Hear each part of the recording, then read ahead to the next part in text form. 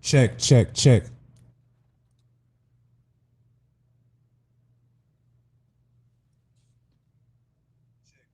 Okay, there we go. There we go. We good now. Okay.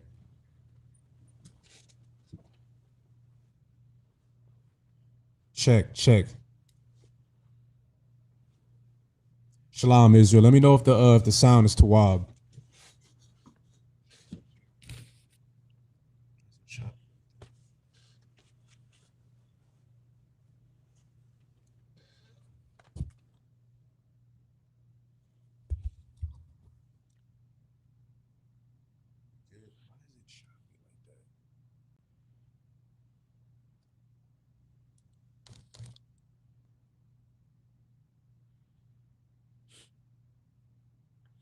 Do you hear anything? It's choppy. So let me. Yeah, it's like. Why can I not hear anything?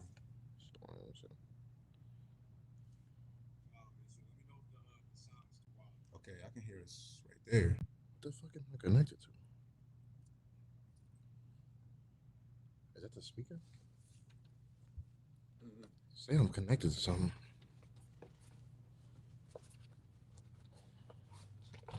Oh, okay. My headphone. Am I tripping? Why can I not? Okay, yeah. Okay, we good. Wait, Salakia. Just making sure the sound is Tawab. All right, Shalom Yabashim Shabrakta. Shalom Yahweh Shemar Tabashim Yahushai. Today is the Sabbath service, and today we're gonna be going over a little bit of history and sexual deviant. Now, I know a lot. We've been talking a lot about homosexuality, but we're gonna get a little deeper into the laws of like what's lawful sex, who in Salakia what you can have sex with. But we're also going to be going over a little bit of history with King David's son. So give everybody just a quick second to tune in. Please like, share, and subscribe if you haven't already.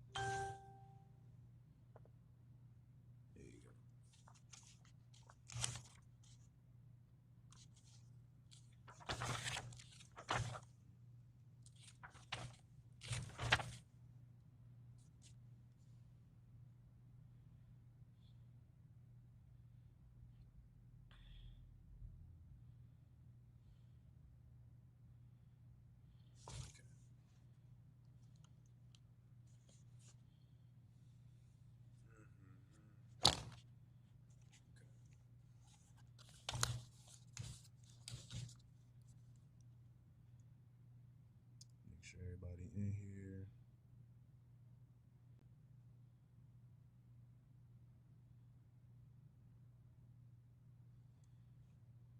Let's get started.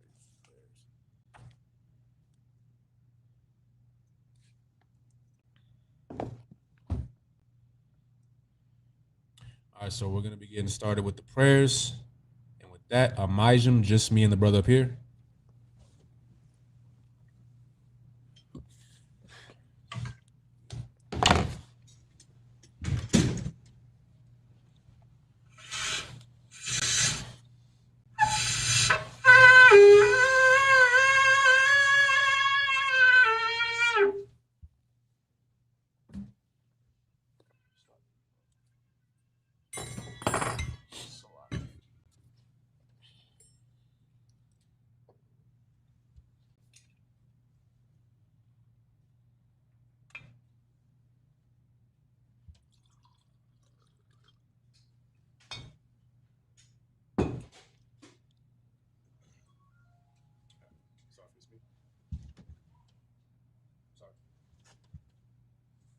La Yasharala.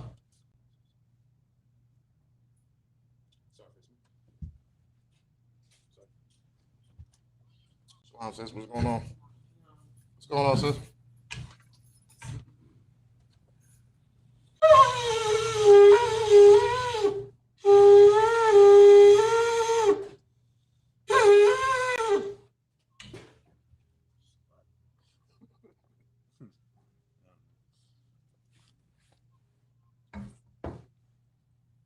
She was making a Dre track for a minute.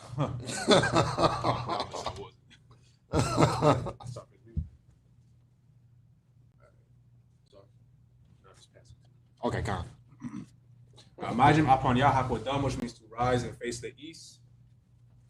We're getting started with the Lord's Prayer. I'll give you a second, sis. For anybody that's watching, sisters, remember to have your heads covered. Brothers, remember to have your heads uncovered. All right, we're going to be getting started with the Lord's Prayer in the Hebrew. Abanawa. Shabbat Shemayim. Kodash. Hayah. Shemka. Yahweh. Malak with Ka. Taba'ah. Ratazaka. Hayah. Aisha. Ba'ratazah. Kawa. Hayah. Bashamayim. Latanyanawa. Lakam. Call. Yawam. Wasalaknawa. Kabawaknawa. Kasalaknawa. Kabawathinawa. Wala'ah. Tabayanawa. Banasaiwan. Abal. Hawashinawa. Mayan. Rai. Kaya. Laka. Hamalakwa. Wala'ala. Watapara. Walumyam. Aman. The Lord's Prayer in the English. Our Father, which art in heaven, hallowed be thy name. Yahweh, thy kingdom come. Thy will be done. In earth, as it is in heaven. Give us this day. Our daily bread. And forgive us our debts. As we forgive our debtors. And lead us not into temptation. But deliver us from evil. For thine is the kingdom. And the power. And the glory. Forever. So be it.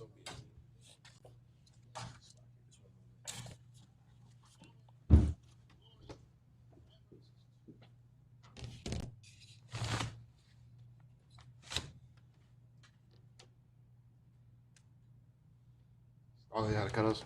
They cut us off.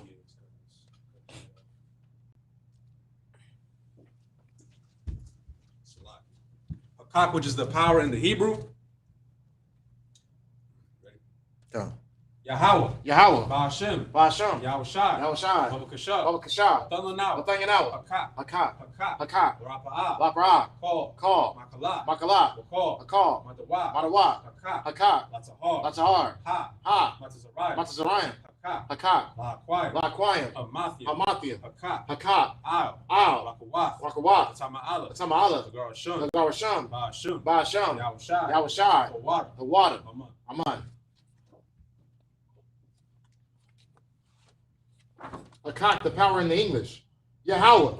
In the name of Yahushai. Please give us the power. The power to heal. All manner of sickness. And all manner of disease. The power to cleanse the lepers. The power to raise the dead. The power against unclean spirits. To cast them out. In the name of Yahushai. Thank you. So be it. The blessings in the Hebrew. Barakatah Yahweh. Wa Yahushai. Wa Maka'ala. Wa Alahayim. Matazab Ya'ab. Alawap Yahana. Ha Alawapim. Hasaranyam. Hakwatazayoyim. Hakayayoyim. Wa Akwafim. Yahweh. Bahashim. Yahushai. The water. Aman. The blessings in the English. Bless you, Yahweh. And Yahushai. And Michael. And the angels. Commander General Yohana. The generals. The captains. The officers. The troopers. And the sisters. Yahweh. In the name of Yahushai. Thank you. So be it. Psalms 121 in the Hebrew. Asha'a, Ashara, Ayunya, Ayunya, Ho, Harium, Hayam, Mayan, Mayan, Yaba'a, Yaba'a, Isaiah, Isaiah, Isaiah, Isaiah, Ma'aim, Ma'ain, Yahweh, Yahweh, Aisha, Aisha, Shemayim, Shemayim, Wa'aratazah, Rataza, All, All, Yathan, Nathan, Lamawat, Amawat, Ragalka, Galka, All, All, Yanawam, Yanwam, Shamarka, Shamarka, Yana, Nana, La'a, La'a, Yanawam, Yanwam, Wala'a, Wala'a, Yayashun, Yasham, Shamar, Shamar, Yasharala, Yasharala, Yahweh, Yahweh, Shamarka, Shamarka, Yahweh, Yahweh, Tzalka, Tzalka, Ayad, Ayad, Yamimka, Yayimka, Yawamam, Yanwam, Hashamash, Yashamash, La'a, La'a, Yakaka, Yakaka, Wayarath, Barak, Walayala, Walala, Yahweh, Yahweh, Yashamarka, Yashamarka, Makal, Makal, Rai, Rai, Yashamar, Yashamar, Athnapashka, Atnapaska, Yahweh, Yahweh, Yashamar, Yashamar, Taza'afka, Taza'apka, Babu'afka, Baba Apka, Ma'ita, Baita, Wa'ai, Waba'ai, Awalam. Awalam. Psalms 121 in English. I will lift up mine eyes into the hills. I will lift up my eyes into the hills. From whence cometh my help? From whence cometh my help? My help cometh from the Lord, My help cometh from the Lord, which made heaven and earth. which made heaven and earth. He will not suffer thy foot to be moved. He will not suffer thy foot to be moved. He that keepeth thee He that keepeth thee will not slumber. will not slumber. Behold, Behold, he that keepeth Israel he that keepeth Israel shall neither slumber nor sleep. shall neither slumber nor sleep. The Lord is thy keeper. The Lord is thy keeper. The Lord is thy shade The Lord is thy shade upon thy right hand. upon thy right hand. The sun shall not smite thee by day, The sun shall not smite thee by day, nor the moon by night. nor the moon by night. The Lord shall preserve thee The Lord shall preserve thee from all from evil. all evil. He shall preserve thy soul. He shall preserve thy soul. The Lord shall preserve thy going out The Lord shall preserve thy going out and thy coming in and thy coming in from this time forth from this time forth, and even forevermore. and even forevermore. Psalms 83 in the Hebrew.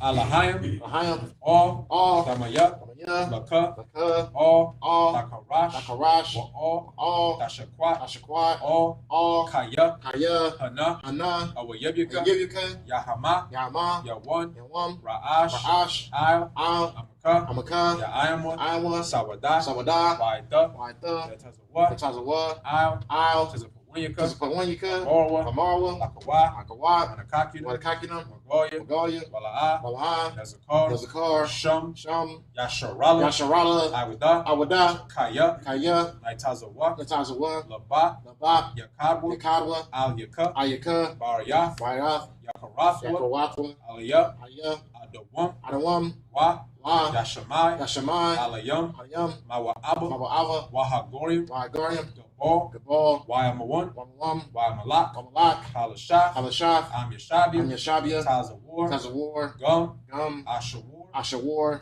Nalawa, Nalawa, Imam, Amun, Hayawa, Iowa, Zarawai, Zarawai, Labunya, Labunya, Lawat, Lawat, Salah, Salah, Aisha, Aisha, Laham, Laham, Kamadyam, Kamayim, Kasaya, Kasaya, Sara'ah, Sarah, Kayabian, Kayayim, Banakal, Bakal, Koyashwan, Kayashwan, Nishabmawa, Nashabawa, Bayan, Bayan, Dara, Dara,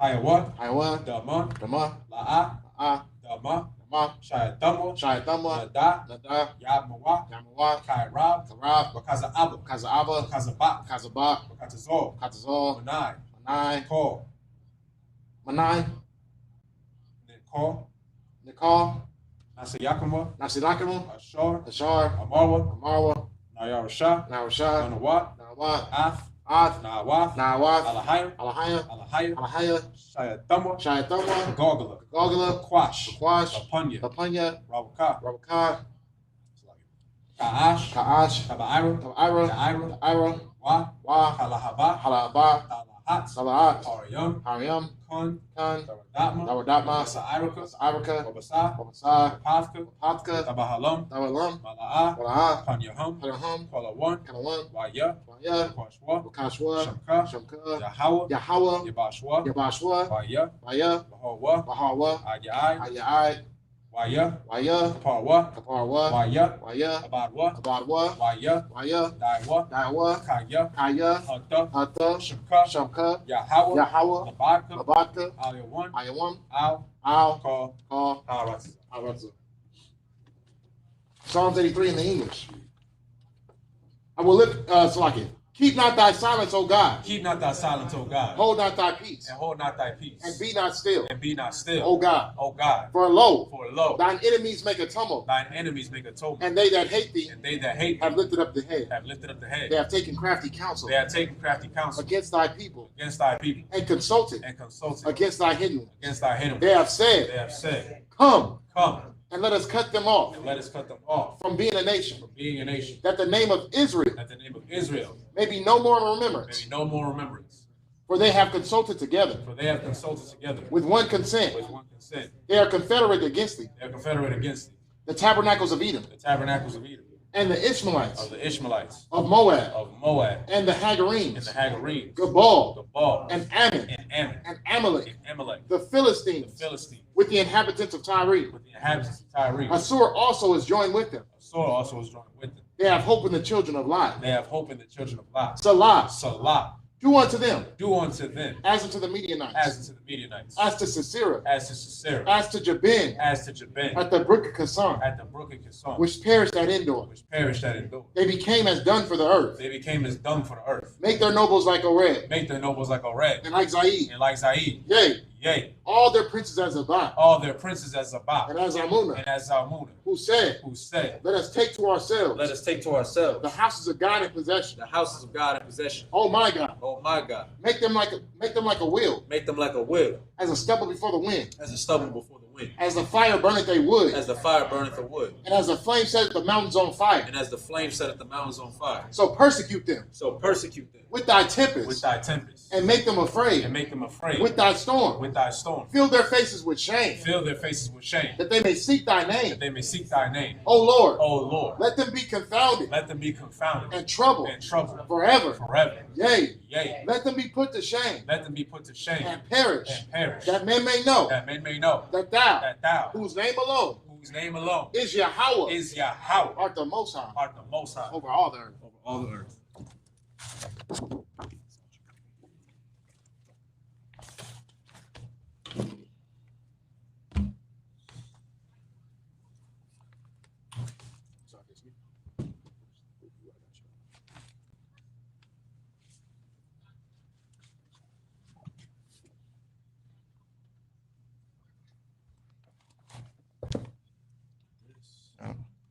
All right, you may be seated. Let's clap it up for the Most High.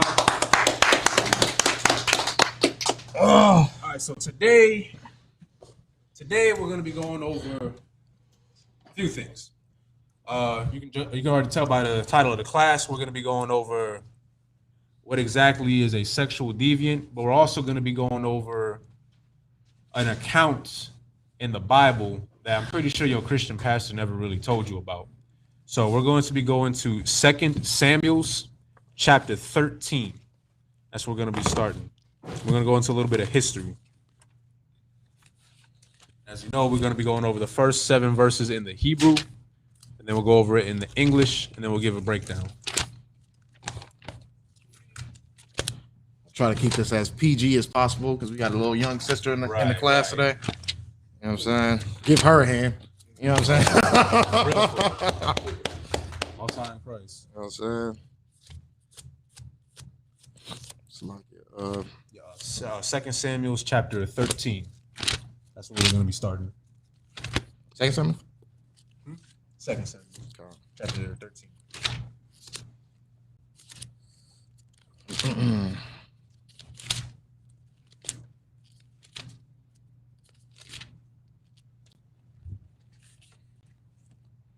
Starting in verse 1. Verse 1, yep. Verse 1 through 7. All right. So we're gonna go through 2 Samuel chapter 13 and verse 1 in the Hebrew, in the Syrian book. Whoever, you know what I mean, has an issue with how I'm reading this damn Hebrew. Nah, you do your thing. Man. You do your thing. I seen some complaints last time. I was like, oh, okay. Yeah, that's what we're not going to do. Yeah, for real. Okay, so we're gonna go through 2 Samuel chapter 13, verse 1. Yagawa wa wahawa acha Ra Yakaza wala a basha layam lawam ba bazaya dawada acha wa cha. It's like it. I acha wa za yapaha washa maha tamara waya ha baha amana wa za bazaha dawada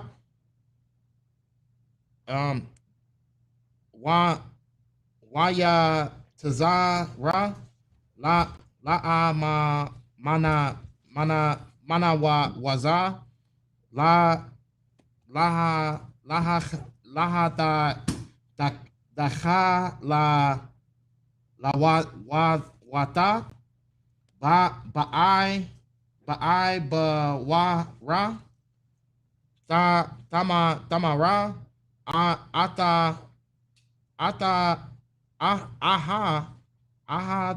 wa kaya bata wala haya waya pala ba I ya na ya amana waza la I shawata laha ma'a maha wala mana waza ra'ai washama wa yawa na deba baza yasha ai ha achaya dawada waya na daba ayasha haka hakam ma'ada waya mara lawa madaya I ataha kakaha dala baza hamalara bakwara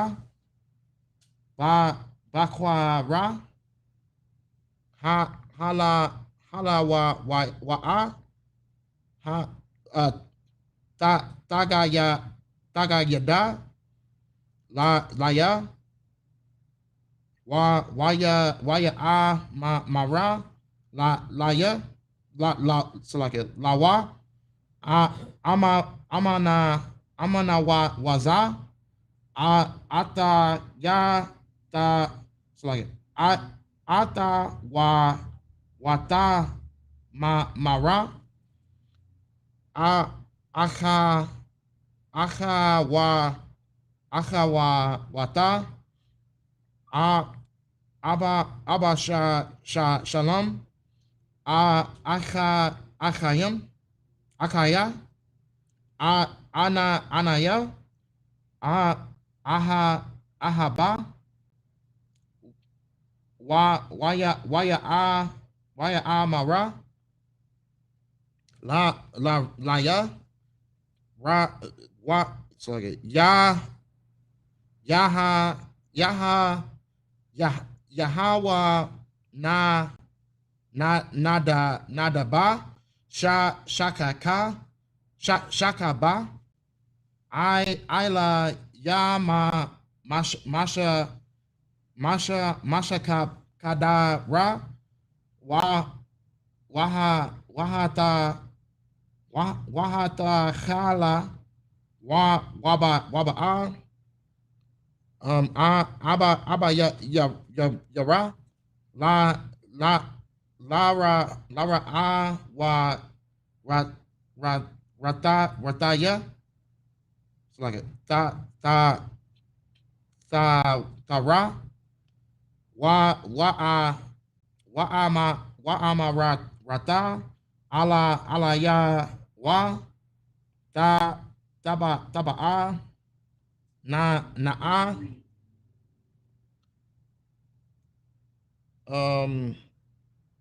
a ataya yaba raya ha lama taza asha ra ara ha wa kala taya ma madaha waya kaba amana manawaza waya ta kala waya ba'a hamalara lara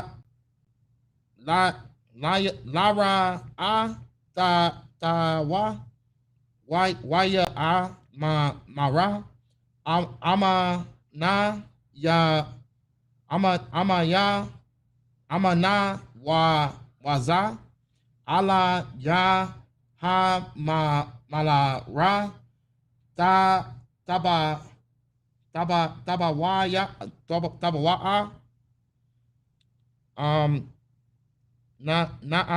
wa tamara asa taya wata baba la ai yana ya shata ya ba ta raha maya raha. That's it.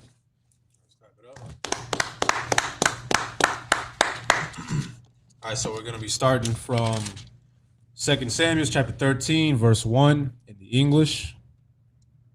And it came to pass after this that Absalom, the son of David, had a fair sister. Fair meaning what? Fair meaning pretty or beautiful. Whose name was Tamar. And Amnon, the son of David, loved her. Now, before I continue, so the class is a sexual deviant. So, okay, I don't want to give it away just yet, but just know that when Amnon says, when it says that Amnon, the son of David, loved her, this wasn't like a brotherly love, like how a brother would love his sister. We'll get into that. And Amnon was so vexed that he fell sick for his sister Tamar, for she was a virgin. Now, before I continue, if anybody in the comments or anybody in class, tell me what a virgin is. Women haven't had sex. So A virgin in the Bible. A virgin according to the Bible. You have part of the answer. What you got, sis? Young lady who spiritual age. Yeah, there you go. There you go. So, just so we're clear, I'm gonna read it for y'all in the Zondervan's Bible Dictionary. The term for virgin. Good job, sis. Because both of y'all were right. Well, in modern day terms, it would be, I mean, Yeah. like, because English changes. Like, English change as the times go. So you would consider a virgin now in this time period as a woman who's never had a man before. So this is actually what virgin is in the Bible. This is the Zondervan's Bible dictionary right here. Right. So we have the definition for virgin in the Zondervan's Bible Dictionary. So at the top it says this word renders 3 Hebrew and I think Greek terms, but we're going to talk about the actual definition. So a virgin, it says, is to separate, is the technical term for virgin, a young unmarried woman. So we talk about this all the time, sex is marriage. So if she's unmarried, that means that she never had sex. Keep it PG. Yeah. I'm not going to say like the other words, Yeah, but if she's not been with a man, been with a man. yeah, she, yeah. So, but it continues and it says, a young woman of marriageable age. So Tamar was, according to the Bible, the term virgin, a young woman who was of marriageable age. Right. But y'all were both right, by the way. But like Priest and Officer Natazak said, today, it's just more use of just a woman who's never been with a man. Right. So we'll start again from verse 2. And Amnon was so vexed that he fell sick for his sister Tamar, for she was a virgin, a woman of marriageable age. And Amnon thought it hard for him to do anything to her. Verse 3. But Amnon had a friend whose name was Jonadab, the son of Shemiah, David's brother. Now, it says a friend. Now, okay, Shemiah is David's brother. So Jonadab would be Amnon's what? No. Jonadab is this is a man. So it says the son of Shemiah. So Shemiah is David's brother. Amnon is David's son.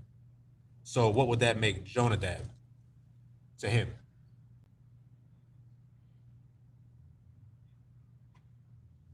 What you got? Sorry? No, Jonadab. Who is Jonadab to Amnon? Slagia, his father, Shemiah, is I'm make sure I'm pronouncing that right. That's David's brother. But who is Jonadab to Amnon? What you got, sis? There you go. That's his cousin. So they family.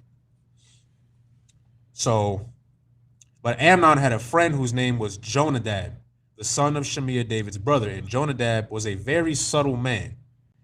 Now, the way the text is shown, like subtle meaning, like he like that cousin that's kind of like low key, he a little shady. That's kind of how Jonadab is. And you'll see why in a second.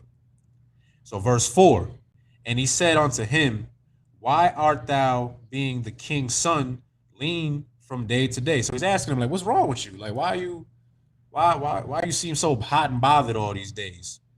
Wilt thou not tell me? And Amnon said unto him, I love Tamar, my brother Absalom's sister. Now, this is going to the love part. He's not saying love like, oh, I love Tamar, that's my sister. No, he's meaning like, I love Tamar. If you right. So John, you said Jonadab? Jonadab. So that's not his cousin? That is his cousin. Why did I say a friend? I don't know why. It's probably because he confided to him. You know what I mean?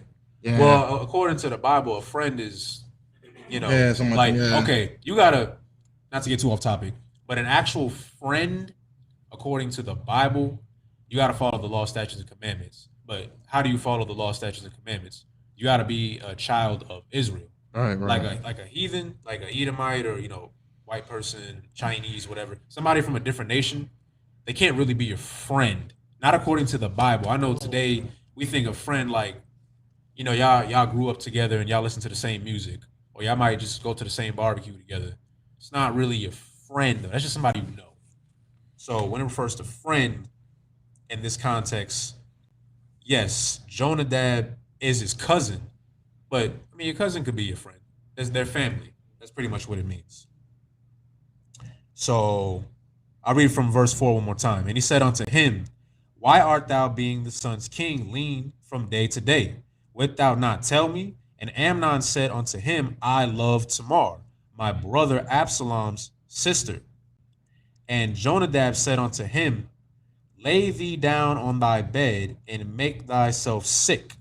And when thy father cometh to see thee, say unto him, I pray thee, let my sister Tamar come and give me meat, and dress the meat in my sight, that I may see it and eat it at her hand. Now, this is going back to what I was saying before, where it said that Jonadab is a subtle man. He's a little, he one of them like sneaky cousins. Now, what did Jonadab just do right here? Amnon just confided to him, said, you know, he's vexed, right? He's troubled because he loves his sister, right? But why would that bother him? If anybody could answer in the comments, or anybody in class, why would that bother him? Why would he be vexed? Right? It is. That's his sister. So, if I could, real quick, before we continue, could I please get Ephesians? Actually, no. Slock it. We'll use a different one.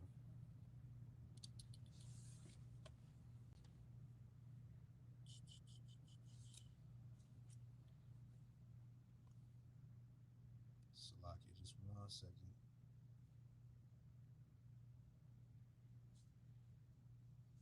Can I get Ephesians 6 and 12? Just before we continue, I'll show you why he was so vexed. You're right, by the way. That was his sister. He was vexed because he loved, quotations, his sister. So Ephesians 6 and 12. Ephesians 6 and 12. Right. The book of Ephesians, chapter 6 and verse 12.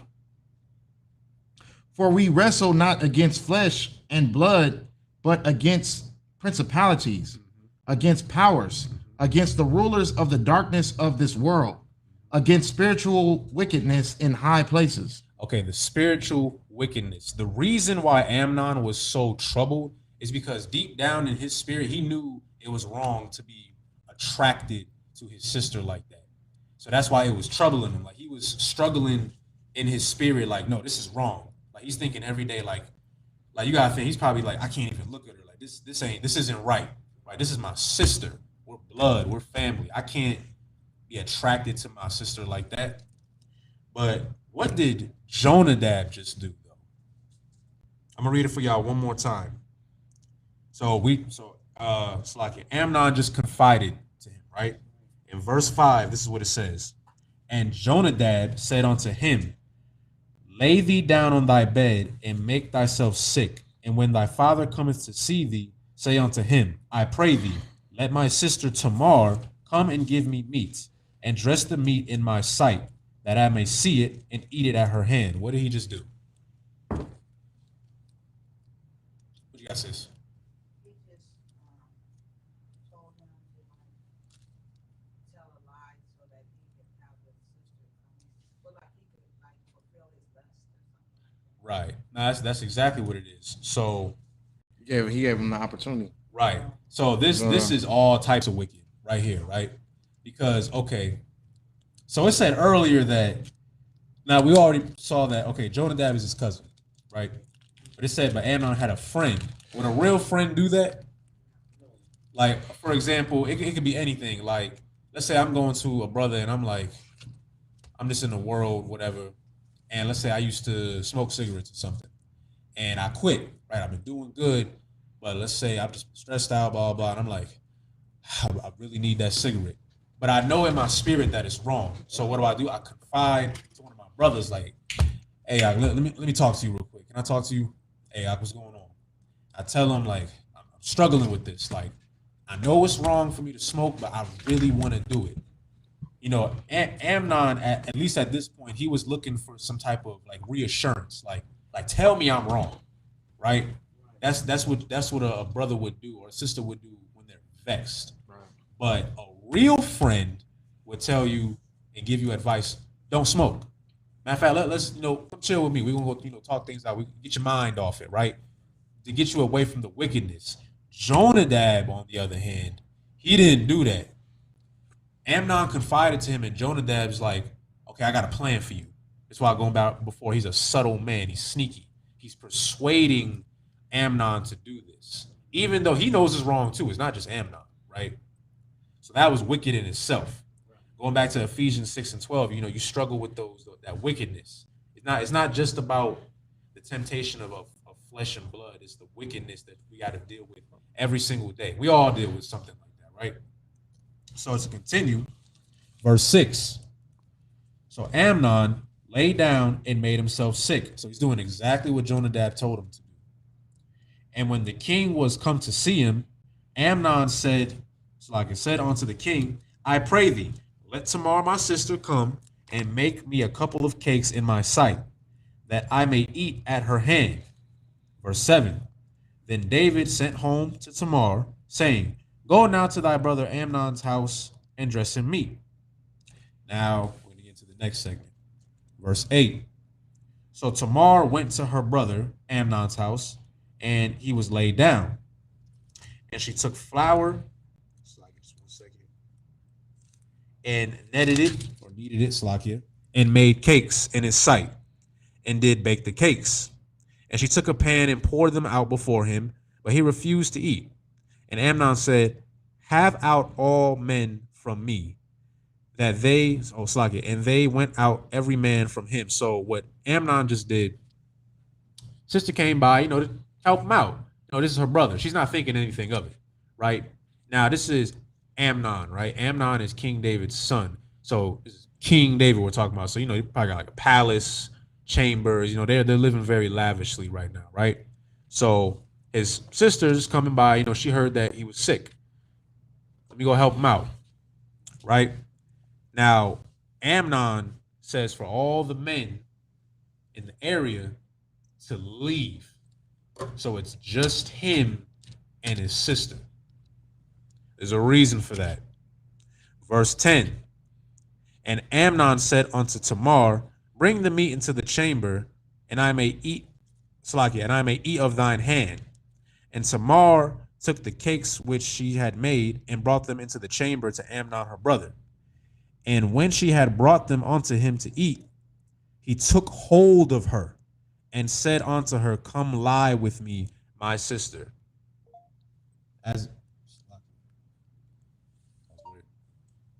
So he's trying to entice her. Right.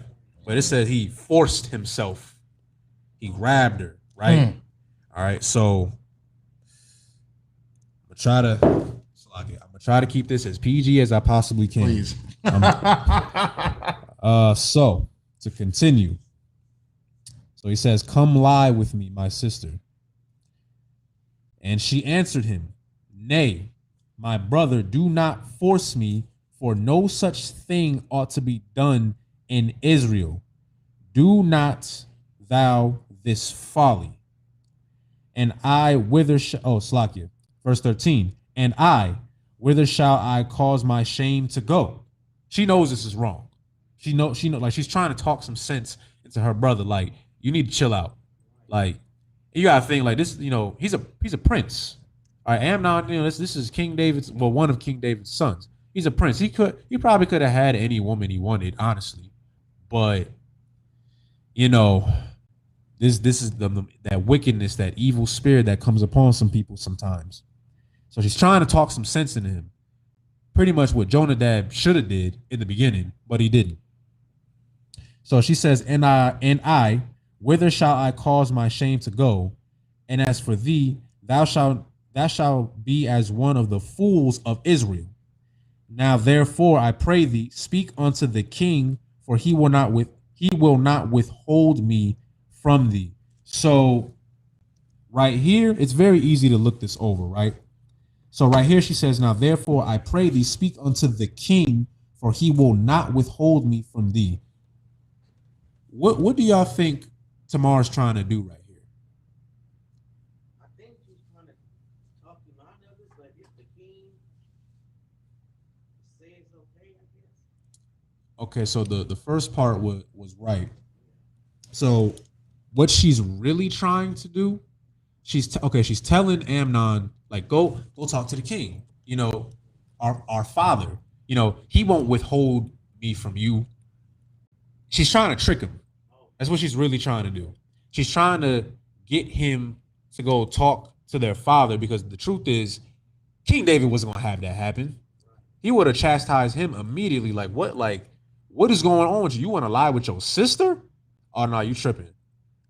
That's what she was aiming for. She was hoping that maybe, you know, he'll leave her alone and then go to him, and then obviously get dealt with to get whatever wickedness was out of him. But it says in verse 14, howbeit he would not hearken unto her voice. He knew what she was trying to do. He didn't care. But being stronger than her, being stronger than she, forced her and lay with her. He assaulted her. Then Amnon, this is the tricky part right here. Then Amnon hated her exceedingly, so that the hatred wherewith he hated her was greater than the love wherewith he had loved her. And Amnon said unto her, arise and be gone. Like, if I may too, like, Go ahead. you know what I mean? Like, okay, so she was trying to, how can I say, like 42 fake him into like getting her father involved, because she knows, like, okay, if David was to know about this, then he was going to get her out of that situation. So she was trying to make it seem as if like she was with it. Like, oh yeah, well, I mean, before we do this, just, you know what I mean, just let's tell our father and just see if he's okay. Like, you know what I mean? Right. You know what I mean? So she's trying to get herself out of the situation. Now, as we know, you know what I mean, within the Bible, rape is a penalty by death. You know what I mean? If it so like, do you got that precept? Which one? It's Leviticus. If a man forces himself onto, if a man finds a maid in the field and forces himself. Actually, it's Deuteronomy. I got it. Oh, Deuteronomy. Okay. Yeah, Deuteronomy chapter 22, verse 28 through 29. Yeah, if we we'll get that right now, because we're right here in the situation of while this is happening. He forced himself on his own sister, and it's not just one sin, it's another sin. Like, you know what I mean? Right. Like the sin started off, first of all, with the lust. You know what I mean? And if this was the day of Christ, then him even feeling like he wanted to, you know what I mean, be with his sister was already a sin within itself already. Mm-hmm. But he actually acted upon it. You know what I mean? He got the okay from his cousin. His cousin told him, well, I mean, if you like her, then, you know what I mean, we'll just do this. And he actually did it. You know what I mean? So she's trying to get her father involved so that David wasn't no joke. You know what I mean? Oh, facts. David would have killed him right then and there. You know what I mean? Him being the son did not matter. Like, David would have got him right then and there. Like, oh, he's trying to sleep with my daughter. Like, you know what I mean? David would have got him right then and there. So she's trying to, because it's a Hebrew, so like it's an Israelite custom that whoever you sleep with, you stay with. You know what I mean? So her knowing that if he was to sleep with her at that moment, that was going to be her husband, her own brother. You know what I mean? So she's trying any type of way to get out of this situation. Mm-hmm. So it's like it where we at? We're at him forcing himself. Right. So we're at the part where he just forced himself on her, and now we're at the part where he hated her. So the demon left him. It's like it. Right. No, that's not like it. Yeah. But the demon left him as soon as he was able to satisfy that lust, and he hated her because he knew he was in the wrong for what he did. He was lusting over her because she was beautiful. She was a woman, but she was his sister. Mm-hmm. You know what I mean? but he had to have her, and he was so into lust that he had to fulfill that lust, and the things that probably was going through his head, like about how it would go, like and the probably the situation that happened. She was probably crying the whole time and screaming, saying no the whole time, and it wasn't what he expected it to be. And then not just that, once he was able to fulfill his lust, it was over. You know what I mean? And that was and the demon left as soon as he was done. So it's like what you said that's exactly what I was getting to. Like, as soon as the deed was done, the demon left. And that's what anything though.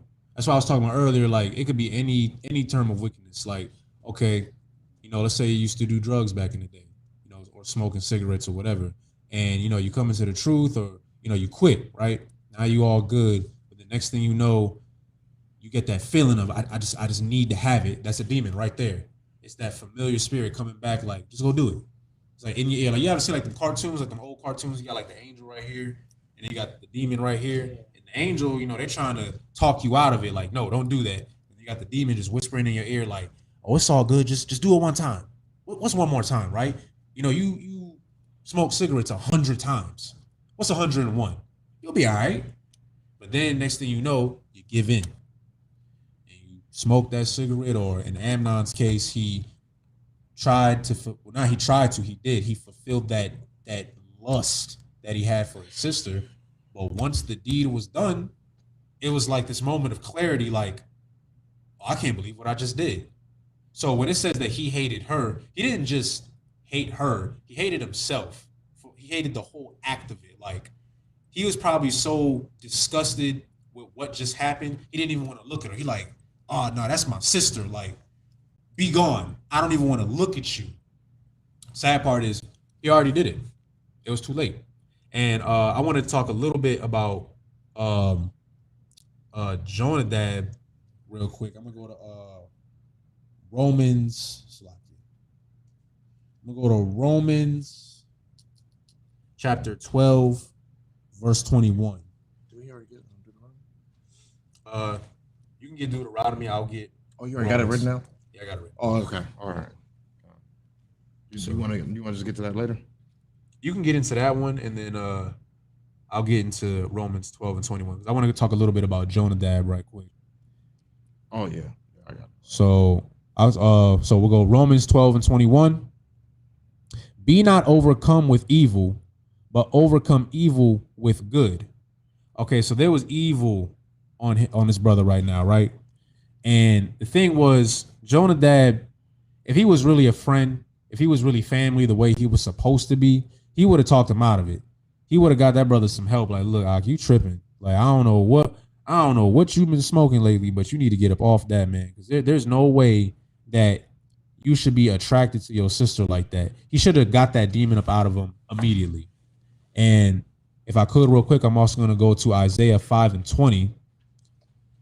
The book of Isaiah, chapter 5, verse 20. Woe, which means destruction, unto them that call evil good and good evil, that put darkness for light and light for darkness, that put bitter for sweet and sweet for bitter. Jonadab, he knew it was evil. He knew that Amnon had an evil spirit on him. But instead of trying to correct that brother, what did he do? He persuaded it even further. He threw gas on the fire, pretty much. That's what he did. Woe unto them that call evil good and good evil. He tried to make it seem like what he was doing was, it's okay. Like, matter of fact, I'm gonna give you the blueprint of how to do it. I got you, cuz I know, like, that's pretty much what he did. But we're also gonna talk about the act of what Amnon just did. So you want to get the book of Deuteronomy, chapter 22, verse 28. Got it.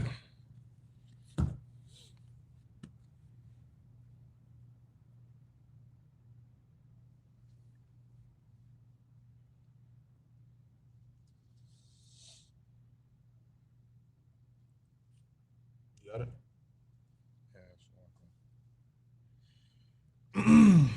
All right. The book of Deuteronomy, chapter 22, and verse 28. If a man find a damsel that is a virgin being, a woman of marriageable age. But honestly, I would say in this case, it's more so just a describing of something, of a situation. So it doesn't have to just be, because fake Israelites, will be like, all right, well, we can just get, a younger woman and, rape her, or we can get an older woman and rape her. Like, it'd be lawful. But and this situation is just describing a situation. It's not so much. It's describing the point, not so much the. Oh no, it's describing the point, not so much just being literal. It's just saying what has happened in this situation. So if a man find a damsel that is a virgin, which is not betrothed, and lay hold on her and lie with her, and they be found, then the man that lay with her shall give unto the damsel's father, to the damsel's father 50 shekels of silver, and she shall be his wife. That's Is that the wrong one? It's like that might which be is betrothed and lay hold on her. That's not the, That's the precept on Salaki. yeah, if a man was that's marriage, like sex being marriage. Salaki. I know which one you looking for. Oh, Salaki. If a man find a woman It's married. 22 and 25. It's Okay. 25. Salakia. The book of Deuteronomy, chapter 22, verse 25. Okay, God. Yeah, I was like, okay, that doesn't sound right. Yeah. That's, if I could real quick, that's what like a fake Israelite group will try to use. Like, oh, like look right there. Like, I know. Yeah, that's what they would try to use. If a GMS member is watching this class, I know his mouth was salivating just now. It's Disgusting, like, oh yeah, man. see, Disgusting, man. Yeah, Salaki for that. It was 22 and 25. Okay, God, yeah, okay, all right. So this is Deuteronomy 22 and verse 25. Right. But if a man find a betrothed damsel in the field, betrothed, non-betrothed, regardless. You know what I mean? Mm-hmm. Yeah, let's some people want to take the Bible from word to word to word to word. Betrothed or non-betrothed, whether she's likely to be married or if she is married or if she's not married, this is what happens. A betrothed damsel in the field, and the man force her and lie with her, then the man only that lay with her shall die. Right. So, you know what I mean? When a woman is growing up, she is the property of her father. You know what I'm saying? Until she finds a husband, then she's the property of her husband. So that whole betroth, you know what I mean? It even if a woman is not betrothed, she still belongs to her father. She belongs to someone. You know what I'm saying? A woman is supposed to belong to a man. You know what I'm saying? So she belongs to her father until her father gives the okay that she could be eligible to be married and to a man that he sees fit that she can marry. So betroth is more so just saying being belonged to. You know what I mean? Mm-hmm. So usually people would think like, okay, fake Israelites will say like, okay, if she's not engaged, then she is eligible to be raped. You know what I mean? Which is completely wicked. You know what I mean? Betrothed, she belongs to her father, right? Until she that's the Israelite way. You know what I mean? A man when he has a daughter, he is the example of who her husband should be until she finds a husband. You know what I mean? The same way with, you know what I mean, the situation with the sister being raped by her brother. You know what I'm saying? She belonged to King David until, you know what I mean, and King David gave the okay, which is why you see in the situation, she had to go, like they needed a confirmation from King David to be able for her to go take care of you know what I mean, her brother until he was okay. Now King David gave the okay, but they manipulated the situation and he raped her. You know what I mean? Because she belonged to her father. You know what I mean? And you know what I mean? Once he did what he did, you know what I mean, the demon left, and he was in a situation where he was just like, he knew what he had to deal with. He knew his father was, you know what I mean? Like he was cut off from everything. Like he cut himself off of his heritage, of everything, the kingdom, everything. Like he already knew King David was no joke. King David was a straight up warrior. You know what I mean, even at that time period, he was a king, but he was still not, you know what I mean, nothing to play with. Yeah, he wasn't nothing to play with. Like, if I could real quick, like even before he became king, when he was with Saul, who was the king before him, it was Benjamin brother, and they were cheering for them. They're like, oh, like look at Saul, you know, the slayer of thousands. But then they saw David, and David was the slayer of tens of thousands. Right, like, you know, like King David wasn't nothing to play with, man. Right. And but yeah, like just to break that down, because I don't know what disgusting person would ever try to justify sexual assault, but there are some weirdos out there. We've seen them. These little fake black conscious communities and stuff like that. Like they be doing like, oh, even your Christian pastor, they be doing a lot of weird stuff on the low. And there's some people out there who really try to justify things like this act, right? And it's wrong. Okay, I don't know who needs to hear that, but I'm not gonna say the word, but sexual assault is wrong. Okay, and I know sometimes I see this a lot too. Okay, so I want to clarify something before we continue. There's a lot of sisters today that like to walk around half naked. It is what it is. They like to do that, right? There is a reason why your man tells you to put on some clothes before you leave the house. Now, I want to clarify something. We just read in there that if the book of Deuteronomy, chapter 22, verse 25, that if the man, you know, if the man forces himself onto that woman, you know, he's the one that's going to be penalized, right? The thing is, there's a lot of wickedness in this world, man. When a man tells you to put your clothes on when you leave the house, it's not just to say it, not just to hear himself talk. He's doing that to protect you. Because I can't say the word I want to say, but yeah, what is it wrong with? Atheist. Salaki. If you get what I'm going to, but that is that. Like somebody who's like that, they're just like that. All right. I don't want sisters to feel like it's your fault that something like that happened to you, but there are things that you need to take in mind to avoid situations like this.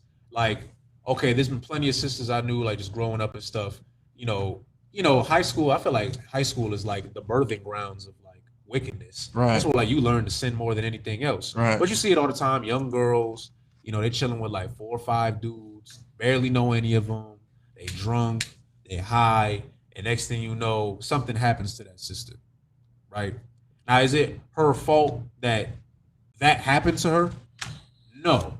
Okay, that doesn't justify the act, but when your man tells you to be careful, to wear certain things, like cover up your body, you know, to not travel alone, right? You know, right. to stay near him, or like, you know, let's say you got a rib and, you know, she's like, okay, I'm about to go out with a couple of my friends, like just to go, you know, we about to have like, you know, a little couple drinks or whatever. Okay, whatever. Let me know where you at. Right. Just in case of anything could happen. Anything could pop off. I need to know where you at, you know, who you are with. Okay. There's a reason why men do that. It's not, I know some sisters today, they want to feel like, oh, well, I'm in charge of my own body. I can do what I want to do. Can't no man tell me what to do. No, your man is going to tell you what to do. He's doing that because he loves you. It's no different from the relationship that we have with the Most High. We are the Lord's children. Right. Okay. There's a reason why he has law, statutes, and commandments. It's to give us a proper way of living and to protect us from demons. Right. Okay. That's a fact. If Salakia, I'm about to butcher his name. Is it Jonadab? Salakia. If Jonadab was keeping the law, he could have protected Amnon and he could have protected Tamar, his sister, from going through any of this. But there you go. Okay, so I just want to clarify that real quick. If I may too, like what you saying is super heavy. Like, And that's why I can get like back into like, you know what I mean, the role that a man has on a woman. You know what I'm saying? Like Exactly. what you were saying was super heavy. Like the role that a man has on a woman, like that is so heavy because the father plays the role out before the husband comes involved and he plays that role. Right. You know what I'm saying? Like if a man is telling you to cover up, or if a man like, okay, most modern day women at this time period right now, because you know what I mean, Esau is so corrupt and so deceiving. Most women don't know how to be loved at this time period. So you would think like most women are leaving their man because they are trying to build them up to be the wife that they want them to be. You know what I'm saying? But a woman, but most modern day women, they're so lost into their own lustful flesh and their own lustful ways that they would technically pretty much leave a man and fall out of love because they feel like, oh yeah, well, he ain't talking about something that benefits me. You know what I'm saying? It has to benefit them in order for them to even want to be with you. You know what I'm saying? So a man giving you instructions is going to build you up. That's going to build you up to be a wife. That's looked down upon at this time period. That's looked down at like, oh yeah, well, you know what I mean? Who the hell he think he is? You know what I mean? What makes him think that? Oh yeah, him trying to get me to cover up myself. Like I want to show off my body. I feel sexy. Like I want to look sexy. I want to be out here, and I want to show it off to the world. But he's protecting you from what the real world is. You know what I mean? The real world, you're gonna get. You know what I mean? What rhymes with atheist? Yeah. You know what I'm saying? We like it was a sister who, you know what I mean, she was a OnlyFans a model, and you know what I mean, she was, I mean, doing her thing with certain men who would give her certain money, and she was doing her thing. And one of those dudes, he came back. You know what I mean? He wanted his money's worth, and he did the same thing that, you know what I mean, the brother right here, you know what I mean, King David's son was doing at this time period. He wanted to fulfill his lust, and him fulfilling his lust led her into being captive in an apartment for 3 days, you know what I'm saying? And her being killed and him killing himself. You know what I'm saying? This is what men are trying to protect you from. Exactly. I mean, because there's men like this out here. And men like this are they exist. They will, females, I'm sorry, not females, but certain women, they would think that it's cute for their daughters to be raised up thinking that they grown and having a little sassy attitude and having a little independent little, you know what I mean? I'm a single ladies dance and everything like that. Yeah. You know what I'm saying? But a man, he's gonna look at that, and I mean, usually the men are not in the house at this time period, but you know what I mean? Yeah, right. But men is gonna look at that and they're gonna be like, oh hell no. You know what I mean? What you sitting over here putting that makeup on my daughter for? What you sitting over here telling my daughter, oh yeah, it's cool for her to have the little sassy attitude and want to not listen to nobody, because she doesn't know that she's growing to be destroyed just as much as her mother is. You know what I'm saying? So like there are men who take advantage of this situation. You know what I mean? Men, they don't give a damn about age. They don't give a damn if you want it or if you don't want it, and they know that they have the strength to overpower you, so they'll overpower you. This whole scenario with women not needing a man, that's only in the Black, Hispanic, and Native American community. You know what I mean? Oh, I don't need no man. Oh yeah, get the man up out the house. And you know what I mean? General Muhammad, he was just doing the class about the whole situation with the man being pushed out the house because of the whole what is it, the welfare situation. You know what I'm saying? So men are being forced out the house because the deceiver wants you to have no man in the house. It's not because you're supposed to be independent. It's not because you're supposed to be, you know what I mean, have your own outlook on what you want and your own perspective of happiness. It's because he knows that once you lose that sense of authority and once you lose that sense of power in your home, he can do whatever he wants with you. You know what I mean? He can manipulate you. He can do whatever he wants with you. And once you're vulnerable and you're alone, this is what happens. You know what I mean? So sadly, the sister was vulnerable and she was alone and she had no one to protect her because, like it says in the scripture, you know what I mean? He sent his security away. Right. You know what I mean? His security, because if his security wouldn't have let that go down, they would have been like, oh yeah, something going on up in there. I got to report this to King David. And King David would have been right on his way. And, you know what I mean? Heads would have flied at that moment. Exactly. So he made sure that he was in a comfortable setting. He made sure that she was alone and vulnerable. And he got her exactly where he wanted her. And this is a great comparison to our women today. Our women are in a vulnerable state right now, and they're allowed to be overthrown, overshadowed, and manipulated and raped, and that's what's going on. That's why the men are being led about of the house. So bless the luck. Nah, what you brought up was so heavy, and like I want to dive a little bit more into that. Also, we're gonna go to the book of Ecclesiasticus. It's in the Apocrypha, chapter 26. We're actually gonna start at verse 10. So the book of Ecclesiasticus, chapter 26, verse 10. If thy daughter be shameless, keep her in straitly, lest she abuse herself through overmuch liberty. Literally exactly what this brother was talking about right now. That liberty, what is liberty? If anybody can answer that. There you go, sis. Freedom. Okay, it says that if thy daughter be shameless, a shameless woman, like, okay, don't think of it backwards. A shameful woman will cover herself up. Why? Because she's protecting herself. I remember, I don't think it really happens no more, but I remember being younger, I don't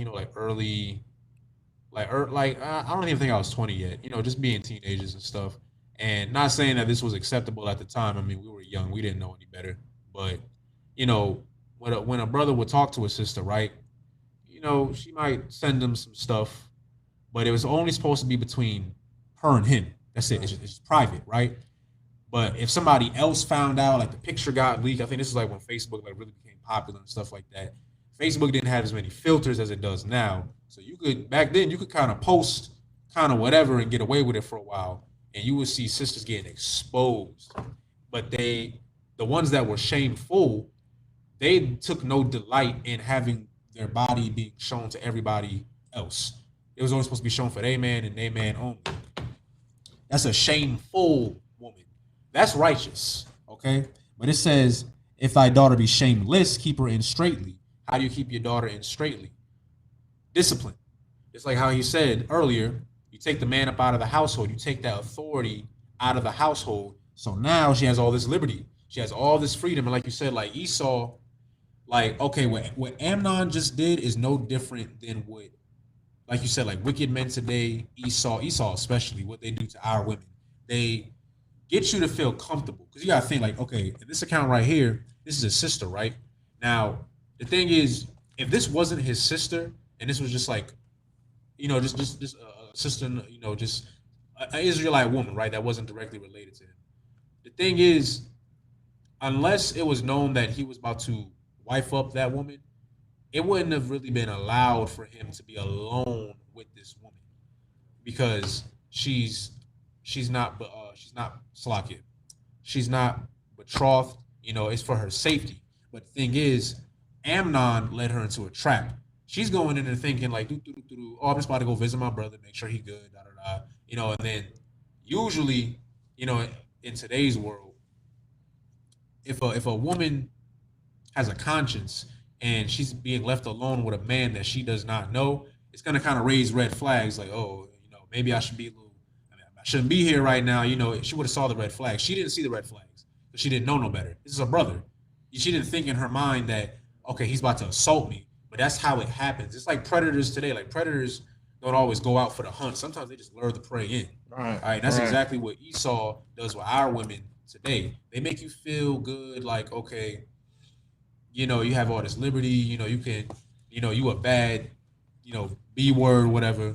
You good. But I want to read a little bit more into that. It says, verse 11, watch over an impudent eye and marvel not in her trespass against thee. She will open her mouth as a thirsty traveler when he hath found a fountain, and drink of every water near her.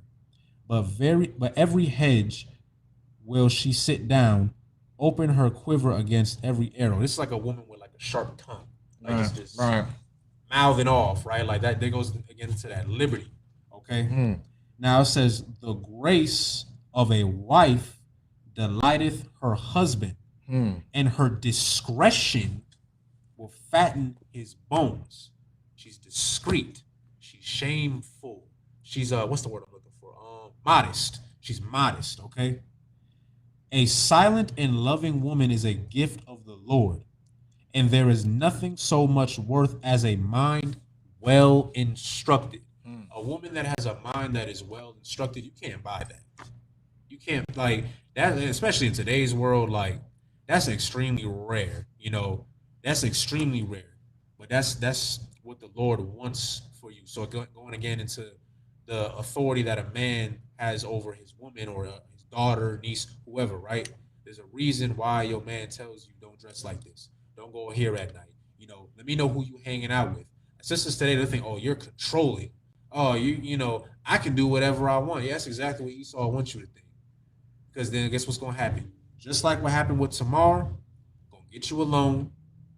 You keep saying, I don't need a man. I don't need a man. Mouthing off at everybody. Now there's brothers that don't even want to be around you. You done had like 5 men left you already. Now it's just you.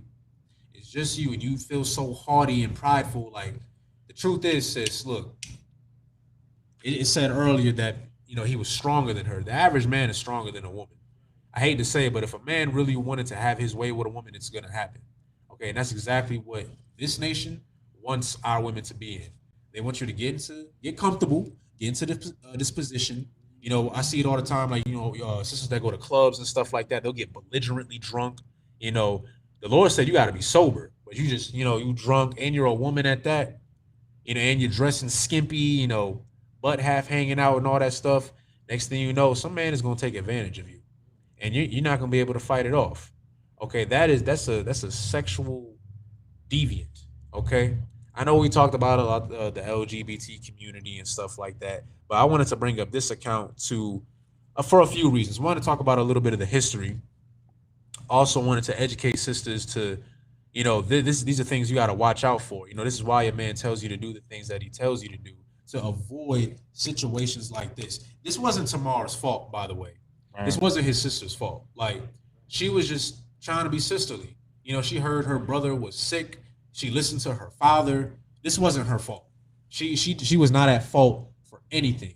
But this brother right here, that lust, you know, that overcoming urge of, I just want to sleep with her. I know it's wrong, but I just want to sleep with her. It's the same thing with women in the world, trying to use my words wisely, Slakia.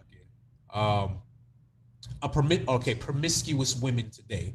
Brothers love promiscuous women, you know, and the thing is, it's that urge of, I just gotta have it. I gotta have it. But let's be honest. Once you finally do get it, how y'all feel? Sisters too, how do y'all feel? Once y'all finally not gonna say you overcome it because you don't, but once you fulfill that lust, your flesh, how do you feel after? You probably feel the same way Amnon just did when he started to hate his sister. Because like you said earlier, that demon left. If I could, Priest and Officer Karatazar, he made an excellent point not that long ago about like demons kind of just walk you on a leash. And they'll lead you right to death. Once you get there, they're like, all right, you got it. They'll just back off. You're on your own. Right. And then you sitting there like, damn, I really wanted to do that? Like you feel guilty, that remorse. That's exactly what Amnon went through right there. And if I may too, like what you're saying is so heavy because it's just like, I mean, our women today are being forced to be put into a situation of psychological trauma. You know what I mean? Right. Like it's the norm to sleep with any man you see. You know what I mean? That has some type of something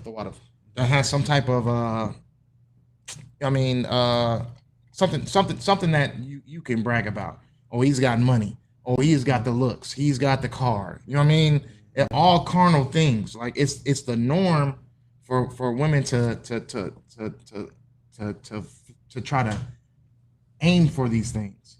And once they sleep with, and once they give this man whatever he wants, you know what I mean, this ideal man, which the ideal man is wicked. You know what I mean? The ideal man right now is just a dude that sells drugs or does drugs, or you know what I mean, anybody that got a look or a dollar in their pocket. You know what I mean? Once they give themselves to that man, they feel like trash because they just like, okay, you know what I mean, what next? Do I just keep going from here? Because a woman is biologically made to be with just one man. One man. So she doesn't even know that it's creating a psychological trauma that when she's with multiple men, she's just sleeping around and just doing, you know what I mean? She's doing it to satisfy that trauma that she's dealing with. I mean, I know it's kind of off the subject or anything like that. Like, you know what I mean? But she's doing it to satisfy that psychological trauma. That psychological trauma is what led her in a position where she was with someone and that man is not there no more. So she's really biologically messed up at the moment. Yeah. Because she's all she knows is that first man that she was with. All she keeps thinking about is that first man that she was with, is because that's the way that women are built. Women are built to be with just one man. You know what I mean? And you know what I mean, you can only break your hymen one time. You know what I mean? That's the way that God created a woman to be. She created a woman to be a man's helpmeet. So now that we're in the situation, now we're in the modern day time where a woman is supposed to use her looks and her mental state to satisfy whatever she thinks is righteous and what she thinks is right. Now that we're in those times, women are literally pushing themselves in a traumatic state.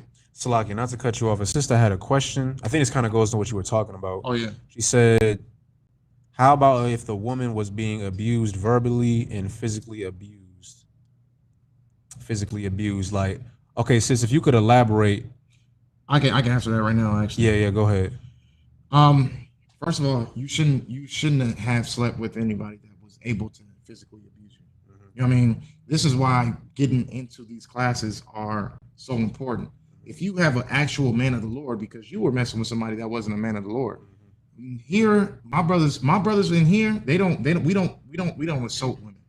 We don't beat women in order to prove our point. We don't abuse women to prove our point.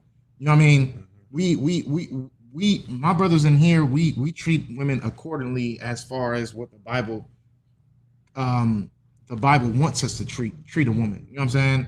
So if you are in the situation where you're dealing with an abusive man, it's because, you know what I mean, you were an abusive woman at a time period. You know what I'm saying? It's because you were abusing yourself at a time period. So you got what you wanted. You went with somebody that you wanted. You were in a wicked mindset that led you into being with somebody that you felt comfortable with. You enjoyed that abusiveness at a time period. Salaki, if I could, because what you're bringing out is heavy. I don't want to cut you off. Right. But like to go even further than that, like with the sister. Okay, I hear you, sis. So what the brother was speaking about is extremely true. Like this is why we were talking about a little bit of the authority that a man should have over his woman. Now, it's more than just a husband, right? Like men in the world are wicked. I'm just gonna call it what it is. Like before you come into this truth, you were wicked. I don't give a damn how good of a person you thought you were. You were wicked. You were doing wicked things because you didn't really understand what it meant to follow the law, statutes, and commandments. Men in here, like what the brother was just bringing out, men in here, yeah, we are going to tell our women what to do, but it's righteous though. Right. We're telling you for your protection. Right. And to go even deeper than that, like sisters, it's so sad because sisters aren't supposed to be exposed. Like your man is supposed to be like your shield. Like he protects you from all the unnecessary wickedness that you know that you would have to go through as a woman.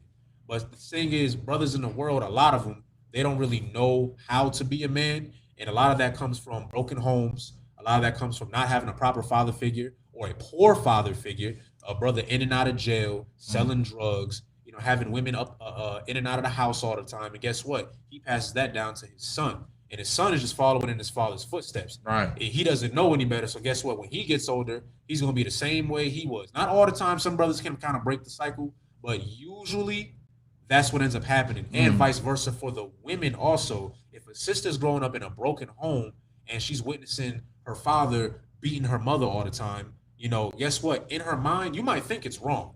Like, you might know, like, oh, you might feel it in your spirit, like, nah, daddy shouldn't be hitting mommy like that, or, mommy shouldn't be hitting daddy. They shouldn't be fighting, stuff like that. But the thing is, you're so used to it. Guess what's going to happen when you get older? Odds are you're going to get with a man who treats you just the way your father treated your mother, because that's what you're used to, okay? And it's wrong. I hate to see it, but I see it all the time. Sisters have a poor father figure, a lack of, and then they get with a man that abuses her. And then you wonder, like, why are you with this dude? And sometimes it'd be like the sweetest sisters too. And they get with a man who just ragdolls her. And you wonder, like, how did that happen? Like, why did you get with that man?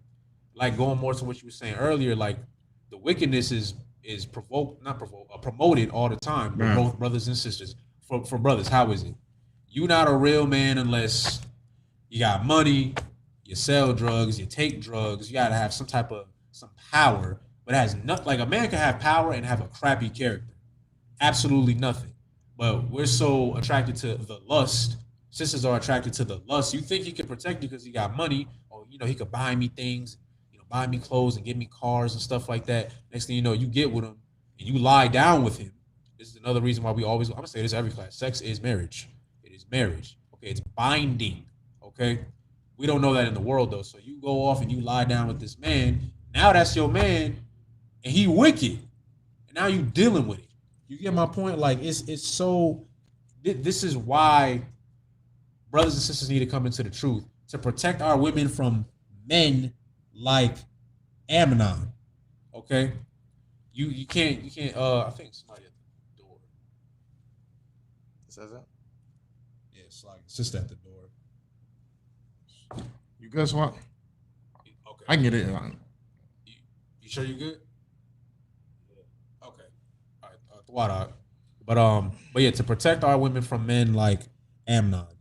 And I'm gonna read one more verse from that real quick, Salakia, before we continue, just to dive in a little deeper with that. Right. And it says, okay, this is the book of 2 Samuel chapter 13. We're actually gonna we'll start back from verse 15, and we'll continue from there. Let's get a quick recap. So it says, then Amnon hated her exceedingly, so that the hatred wherewith he hated her was greater than the love wherewith he had loved her. And Amnon said unto her, arise, be gone. Now it says, and he said, and she said unto him, there is no cause. This evil in sending me away is greater than the other that thou didst unto me. But he would not hearken unto her. Before I answer that, why did she say that? Okay, no, I got you, sis. So this is verse 16. And she said unto him, there is no cause. This evil in sending me away is greater than the other that thou didst unto me. What is she talking about? What you got, sis? Is she talking about now that he had her, now he's like getting rid of her, and you're not supposed to get rid of her because she's his wife? Good job, sis. Good job. Give her a hand. That's exactly what it is. That's right. So she telling him, sis got it right on the dot. So she's telling him, Tamara's telling him, like, you already done did the deed now, but now, according to law, I'm your wife now. Right.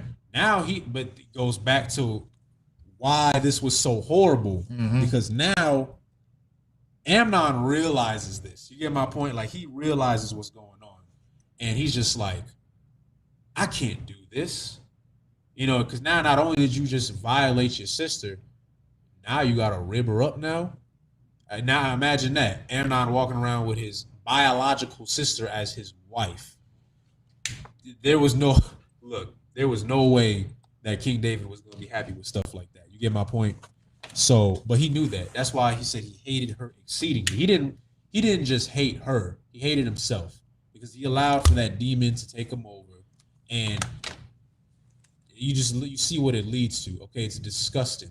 Okay, this is again going back to what I was talking about before. Of you got to protect your women, man. You got to protect your women from sexual deviance like that, and it ain't just the sisters. Just the people around you in general. I know people don't really like to talk about it too much, but there are brothers out there who, they get violated too. And if I could real quick, it gets treated like such a joke because I see it all the time. I get it. No, you're good. Go ahead. But my whole point being is it gets treated like a joke, like pedophilia, things like that. I remember it was a concert not that long ago. It was like some rap concert, whatever, right? And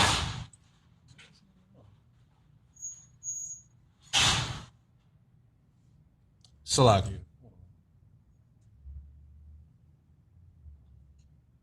Is everything all right?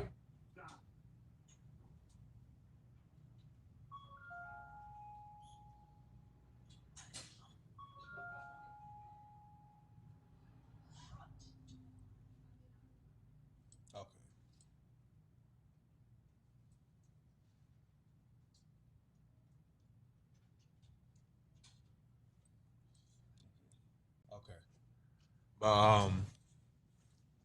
Everything's well? Yeah. Okay. My Salakia. I was just making sure. But Salakia, what I was talking about before, as far as it gets treated like a joke with brothers. There was a concert that I seen not that long ago. It was like some rap group or whatever. Anyway, there was, they got a child to come up on stage, and at first it seemed harmless. He's just dancing with the rappers and stuff like that. The kid probably was about, Salakia says, yeah, the water. But he's dancing up there with the rappers and stuff like that. It's no big deal. Like it seemed like he's just having fun. Next thing you know, they call a grown woman at that, to come up on stage, and she's twerking and stuff like that. Guess who she's twerking on? The kid. And you see everybody in the crowd just woo, like they're cheering him on. Like he's doing such a great thing. That's a child. That's pedophilia. What happened? I was telling everybody like there was a concert. I don't know who it was. It was like a group of rappers or whatever, and they called a young man. He was a child. Oh yeah, no, you no, probably no, seen it. Yeah. He came up on stage and like, he's dancing with everybody, and it seemed harmless. But then they got a grown woman to come up, and she's twerking on him. I forgot who that was. I don't remember the name of the group, but the sad part was it got treated like such a joke. Like he, there go little man right there. He out here. Okay, what if it was the other way around? What if it was a grown man dancing with a young girl? Right. Everybody would get mad at that, as you should. Right. But what about for the boys? It goes both ways. Okay, pedophilia is wrong. Right. Sexual assault is wrong. Through and through. I just want to clarify that right now. Okay, don't gas one up and then completely neglect the other, because that happens all the time. There are brothers who you wouldn't even know. They'll go through something, right? And like as a man, you're supposed to, you're taught from a very young age to like you just gotta bottle it in. Look, okay, we warriors in here. Brothers don't necessarily get emotional like that, but you still gotta talk about your problems. Okay, you carrying around that demon. How you gonna be a leader if you dealing with you got to deal with your demons? How can you help somebody else with their demons and you can't even fix yours? Right. You get my point? So brothers sadly go through things like this too, and they feel like, well, I'm a man, I ain't got nothing to talk to, or no one to talk to, or even worse, there's been a few times I've seen where brothers would confide with somebody. They'll confide to their woman, and it gets treated like a joke. Like it's not even like, oh well, you're a guy, it's not that serious. Weakness. Or how could that happen to you? You 6'3", 200 pounds. How could that happen to you? I mean, there's plenty of ways to go about it. Brothers get roofied, drugged, all that stuff. You're unconscious. You can't fight back if you're unconscious. Okay? That happens a lot. Sexual assault is wrong, man. Okay, protect yourselves from sexual deviance like Amnon. Because we still living in a wicked world. Right. It hasn't. I wish it changed that much, but if anything, it's gotten worse. I feel like this place got I feel like Sodom and Gomorrah ain't got nothing on America. Mm. Like he's making Sodom and Gomorrah like candy at this point. It's just Right. disgusting. All right. So, but going back to like that lust, you could take a lot of things from this, right? Going back to the temptation that we got to deal with. It doesn't necessarily have to be this particular act, but just like how he hated his sister exceedingly, like you said earlier, that demon left him. It's just like everything else. I know I hope everybody that did the Day of Atonement stuck it all the way through. I pray you did, because that's a perfect example. If you can get through that, that's light work. That's light work. You got through it. Yeah, trust me. I know. Look, I'm skinny, but I love to eat too. I get it. All right. I wanted to eat, but stuck it through. All right. It's the least that we could do for what Christ done for us. Okay. Christ was dealing with temptation. We was talking about that not long ago. On our last class, actually, about the afflictions that he had to deal with, the temptation that he was made in the flesh, just like us. He did not take on him the nature of angels in Hebrews. Okay. You could do it. Okay, you can overcome that lust or that cigarette addiction, or you being a whoremonger or whore or whatever it is that you're dealing with in the world. You can overcome that, man. Because if not, you're gonna do something like what Amnon did. You can't take that back. What he did anyway. At least when you're in the world, you come into the truth, you can change, you can repent. Lord allow it. But you continue being in the world, you're gonna end up like that. You get my point? And I mean, if I may too, like. Right. I mean, I want to get into the conclusion of the situation. You know what I'm saying? Oh yeah, we're gonna get to that. Like, I mean, Amnon did what he did, and is it Absalom? Absalom. That's his brother. Absalom decided to take vengeance into his own hands, which, I mean, what he did was not unlawful. You know what I'm saying? What he did was taking vengeance on the sin that happened at that moment. You know what I'm saying? Because he loved his sister. You know what I'm saying? Mm-hmm. He loved Tamar enough to the point where, when he found out what happened, he waited. He was patient for his vengeance. Mm-hmm. You know what I mean? And then once he had the opportunity, he took hold of what was supposed to happen. You know what I'm saying? Because at the end of the day, Amnon was still the king of David, the son of David. You know what I'm saying?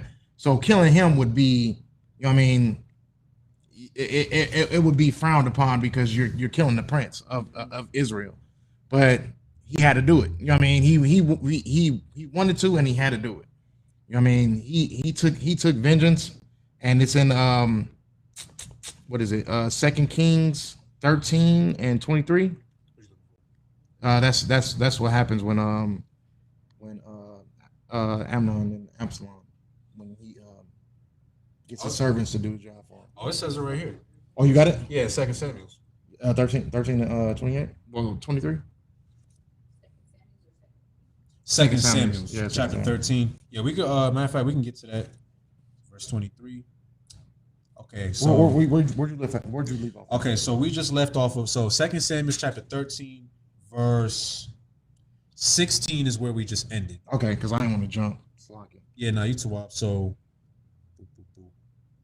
we can now we can jump straight into that. So we can start at verse 20. So we can talk about Absalom. Absalom is Amnon's brother, Tamar's brother. Right. So we'll talk about what you just brought up just now. So this is the book of 2 Samuel, chapter 13, verse 20. And Absalom, her brother, said unto her, hath Amnon thy brother been with thee? But hold now thy peace, my sister. He is thy brother. Regard not this thing. So Tamar remained desolate in her brother Absalom's house. So Absalom, he knew what went down. He knew what went down. Now, usually, it's such a heinous act. Like the average person, they'll just lash out and like what they call heat of passion, because he realized the horrible thing that just happened to his sister. But like you said, he was patient. So, verse 21. But when King David heard of all these things, he was very wroth. He was bothered. You get my point? Verse 22. And Absalom spake unto his brother Amnon neither good nor bad. For Absalom hated Amnon because he had forced his sister Tamar. And it came to pass after 2 full years, so he waited 2 years, that Absalom had sheep shearers in Baal Hazar, which is beside Ephraim. And Absalom invited all the king's sons. And Absalom came to the king and said, Behold now, thy servant hath sheep shearers. Let the king, I beseech thee, and his servants go with thy servant.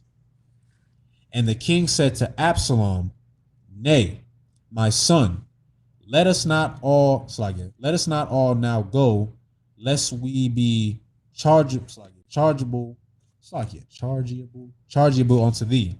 And he pressed him, howbeit he would not go, but blessed him. So I want to get straight into. Okay. Then Absalom, if not, I pray thee, let my brother Amnon go with us. And the king said unto him, Why should he go with thee? But Absalom pressed him that he let Amnon and all the king's sons go with him. Now Absalom had commanded his servants, saying, Mark ye now, when Amnon's heart is merry with wine, and when I say unto you, smite Amnon, then kill him. Fear not, have not I commanded you? Be courageous and valiant. It's punishable by death. This goes back into the book of Deuteronomy, chapter 22, verse 25, talking about if a man were to force himself onto a woman, he's the one who shall die. That's exactly what happened to Amnon just now. It was wickedness. It was disgusting what he just did. And Absalom carried out his vengeance. And you got to think, 2 full years. 2 years he was plotting on Amnon. And he did what it did. Servants got him. And so like actually, the servants, blah, blah, blah, had slain all the king's sons. There's not one left. Okay, now we'll just end it there. But you can take a lot from this. It's not just about the sexual deviancy. It's about the temptations that we all deal with, and again, going to a little bit, not to get too off topic about the modern day woman today, why a man is supposed to have authority over his woman is to avoid things like this. So things like this won't happen to you, to protect you. We're not just telling you these things to make ourselves feel good. Like, yeah, I got power over my woman. Like, no, that's not what it is. A man having authority over his woman, that's love. No. Because if we just, let's say we didn't care. Let's say we didn't, your woman about to go out, she's dressed in whatever. Oh yeah, I'm about to go out with my friends, but you just like, all right. You don't even ask where she's going. Is she safe? Does she got a ride? Nothing like that. You just, okay. That brother don't care about you. Straight up, he don't care. Same thing with children. If I have a son and I see him smoking weed on my front porch and I don't stop him, you think I love him? No, I wouldn't love him because I'm just letting my son waste his life away, committing sin. Love is an action. You can't just say you love somebody. No, love is an action. You got to prove it. You get my point? But Slaki, you got anything else before we close the class? The wages of rape is death. You know what I'm saying? It's that simple. So, the Most High is gonna deal with you. You know what I'm saying? If you feel like rape is lawful, if you're a fake Israelite and you think that, raping is lawful and a woman could be taken advantage of in that type of manner, then you're gonna die. Point blank period. The Most High is gonna deal with you. The Most High is a righteous God, and rape is not righteous. You know what I'm saying? Sleeping with adolescent child is not lawful. Virgin means a woman of marriageable age, which means that she's mentally stable enough to be married. She's in an age where she's young, she's fair as far as physically, but she's also mentally ready to be married. That doesn't mean that she's able to be married because she's her how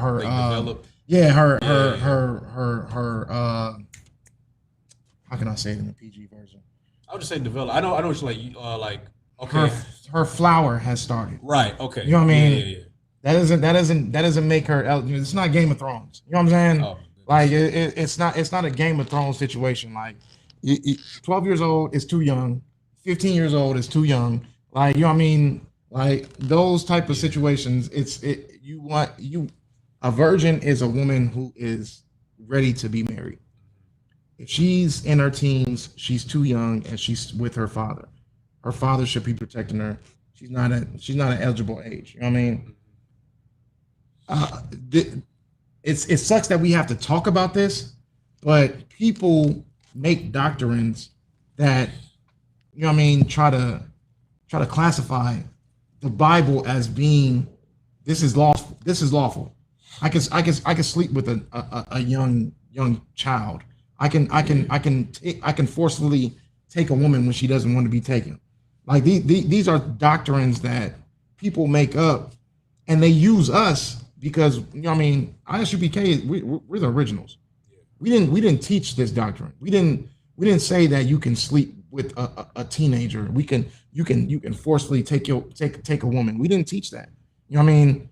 But people break off and they'll start their own little camps and everything like that, and they'll take a whole bunch of lost people and use the power that we got, that as far as being able to break these scriptures down and everything like that. They'll take that and they'll make their own doctrine to satisfy their own lusts. So it sucks that we have to bring up, you know what I mean? It sucks that the Most High even had to add that into the scriptures. You know what I'm saying? But people are capable mentally of deceiving this and making this into the Absalom. Is it Absalom or which one? The one who actually committed. Amnon. Amnon, yeah, that's all I get. Amnon. There's a lot of Amnons out here right now, and Amnons are taking what we teach, and they're doing exactly what the Christian church does. They'll take our doctrine, they'll teach our doctrine, but they'll just add a little bit of seasoning up in there. Oh yeah, you can, just a little bit of rape, just splash it in there. It's lawful. It's cool. No, you know what I'm saying? Like it's not lawful. It's not lawful to do anything with the woman unless it's a okay by her father. That's why the father is the protector. You know what I mean? The father gives you the okay, like, all right, you know what? This like, I like him. He reminds me of me, and you can, and he doesn't have that doctrine of, you know what I mean? Oh, okay, it's okay to forcibly put myself on you. You know what I'm saying? Like, you got to think of a man and his love for his daughter. You know what I'm saying? Like, men who have daughters, it's a whole different thing when you have a son. You know what I'm saying? Like, this is literally it's like having a jewel. You know what I'm saying? Like, you don't want to drop it. It's like having an iPhone without the case. You know what I'm saying? That's why I ain't got iPhone. It's literally having an iPhone without the case. Like, a man having his daughter, like, you know what I mean? You're going to have it with you. You want to have it with you all the time. You want to have it around you all the time. And you don't want anything around it that could actually harm it, because iPhones is probably the most sensitive thing on this planet. You know what I'm saying? One little tiny touch and that thing's cracked and dead. You know what I'm saying? So a man has to see his wife the same way. You know what I'm saying? So this was a situation where, you know what I mean, King David would have never seen that coming. King David, Tamar was his possession, and he would have never seen that coming because that's his son. He would have never thought his son was that lustful to the point where he would have raped his own daughter. You know what I'm saying? But King David wanted to kill his son after he found out. You know what I mean? He wanted to kill his son after he found out what happened. You know what I'm saying? He kind of literally disowned him. You know what I mean? But at the end of the day, I mean, he didn't kill him, but when he found out that he was dead, he didn't care. You know what I mean? Oh yeah. He didn't care. He was like, oh yeah, you did your thing. Like, but Absalom was you know what I mean? Like, he did his thing. Like, he protected his sister. You know what I'm saying? So all in all, you know what I mean, the wages of any type of sexual deviancy is death. You know what I'm saying? Whether if you're being, you know what I mean, whether if you're fornicating, like being homosexual, or, I mean, like anything, like, or if you're committing adultery, sleeping with your brother's wife, or anything like that, all those wages are led to death, and that's what Satan wants you to do. So, you know what I mean, in this situation, it's Amnon, right? Amnon. Yep. Amnon was on some BS. He allowed that demon to put him in a sit. Like he was a prince. He could have had anybody he wanted. He chose his sister. He chose his sister. He chose his sister because of her beauty. You know what I mean?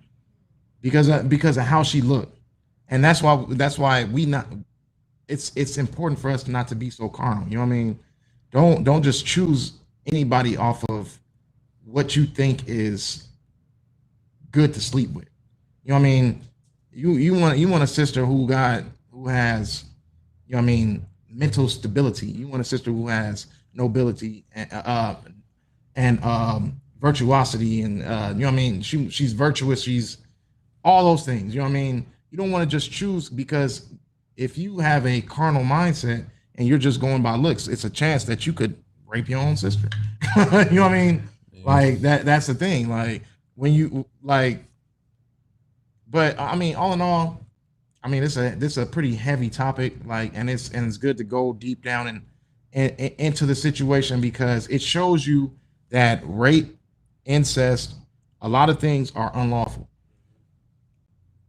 Because when you're dealing with different camps and you're dealing with different people who have their own lustful mindset, and they want to take what the ISUPK has brought out and manipulate it and bring out their own lustful stuff, you can see it wholeheartedly. You know what I mean? You see it. Like, certain camps say that rape is fine. Certain camps say that being with a 12-year-old is fine. Being with an 11-year-old is fine. Certain camps do these things because they said that God says that it's lawful. You know what I mean? Like, we're here to bring you the real true facts of the Bible. You know what I mean? This is the true fact. It's not lawful to rape. It's not lawful to be with an adolescent child. You know what I mean? A child that is, you know what I mean? It's not lawful to force yourself on anybody. You know what I mean? Go ahead, sir. No. There is no other Bible. There are certain Bibles that have certain translations and stuff like that, but that's only to push the Christian narrative. They will take certain things that are said, like, okay, so we got into Leviticus, it was saying that a man that forces himself on a woman that is betrothed. Oh, Sluggy, that was Deuteronomy. Deuteronomy. Chapter 22. Verse 25. A man that forces himself on a woman that is betrothed. So they will take it as, okay, she has to be engaged in order for me not to. If she's engaged or if she's married, I can't force myself on her. But if she's not none of those things, I can force myself on her. You see how the mentality is? You know what I mean? It's a messed up mentality. But all in all, if they don't even know that if a woman is not married to a man, she belongs to her father. Exactly. You know what I mean? So she's already betrothed or engaged with a man, because she belongs to her father until she belongs to another man. You know what I mean? So they'll take that and they'll say, okay, well, I can do what I want with a female who's not engaged. They just take everything word for word and not really understanding the spirit of the Most High. You know what I'm saying? The spirit of the Most High says that rape is unlawful, period, regardless of who it is. You know what I mean? Whether she's betrothed, whether she's married, unmarried, regardless of what it is. You know what I mean? He doesn't, like, they want you to be full on detailed. Like, they want you to say, oh, if a woman is in a situation where she doesn't have her daddy in her life and she's not married, then I can rape her. You know what I mean? That's what they want. Sluggy, if I could. You know what I'm saying? It should just be common sense to know that sexual assault is wrong. Right. So if any weirdo out there that's trying to say otherwise, they know it's wrong. That's why they're trying to push that agenda.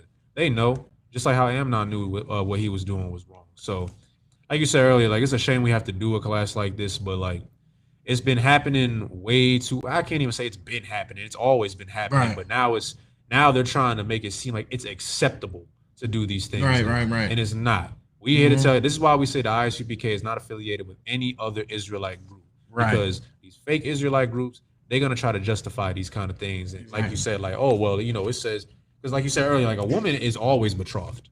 If you think about it. Exactly. She's always betrothed. Because like until she becomes one with a man who was supposed to be her husband, you belong to your father. Right. Until otherwise. So a woman is always betrothed. What you got, sis? And like you said, if her father's not in her life, then she have a brother or uncle. Right. Exactly. Right. She belongs to a man. Like, in that time period, she belongs to a man, regardless. You know what I mean? Regardless, it is no ifs and buts about it. You know what I mean? She has to be okayed to be able to be married.